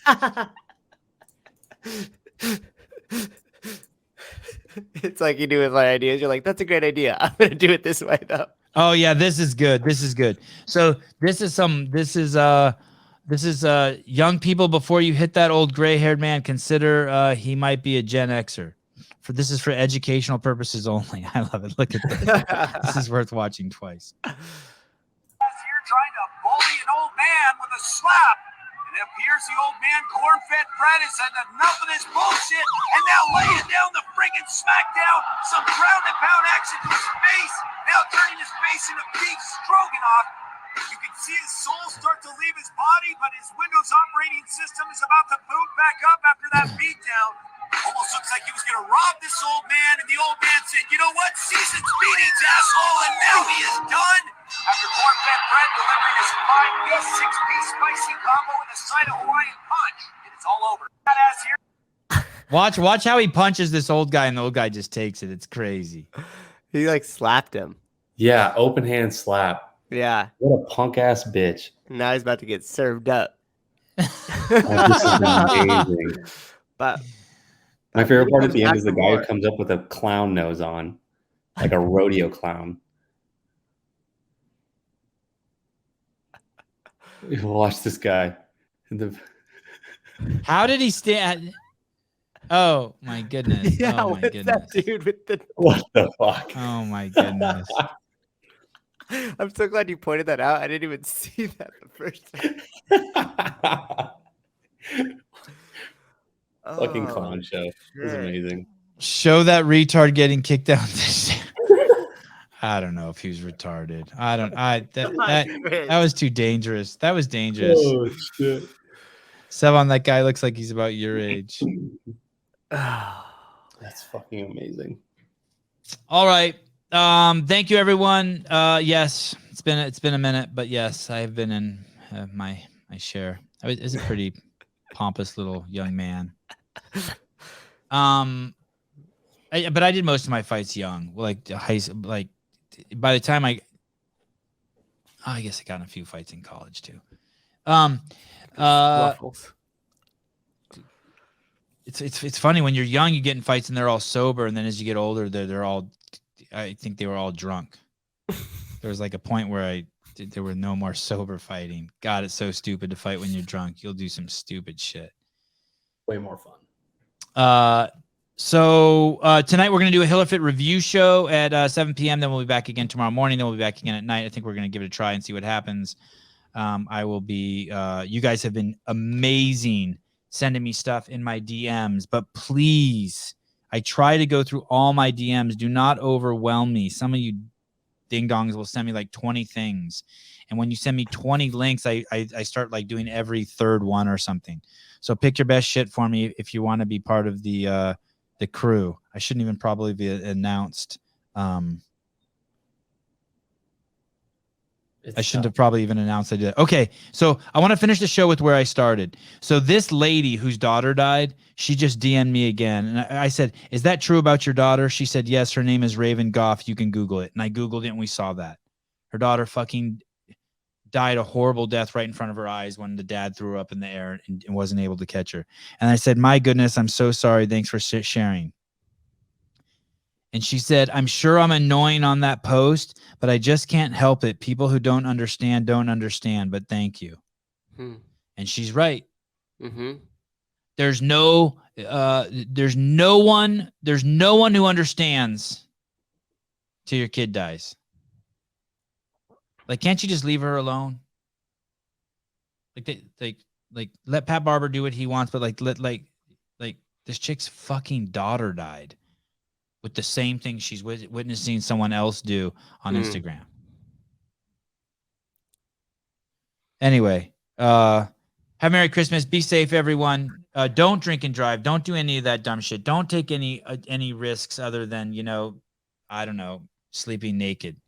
Don't do anything I wouldn't do. Yeah, don't do anything Caleb wouldn't do. Exactly.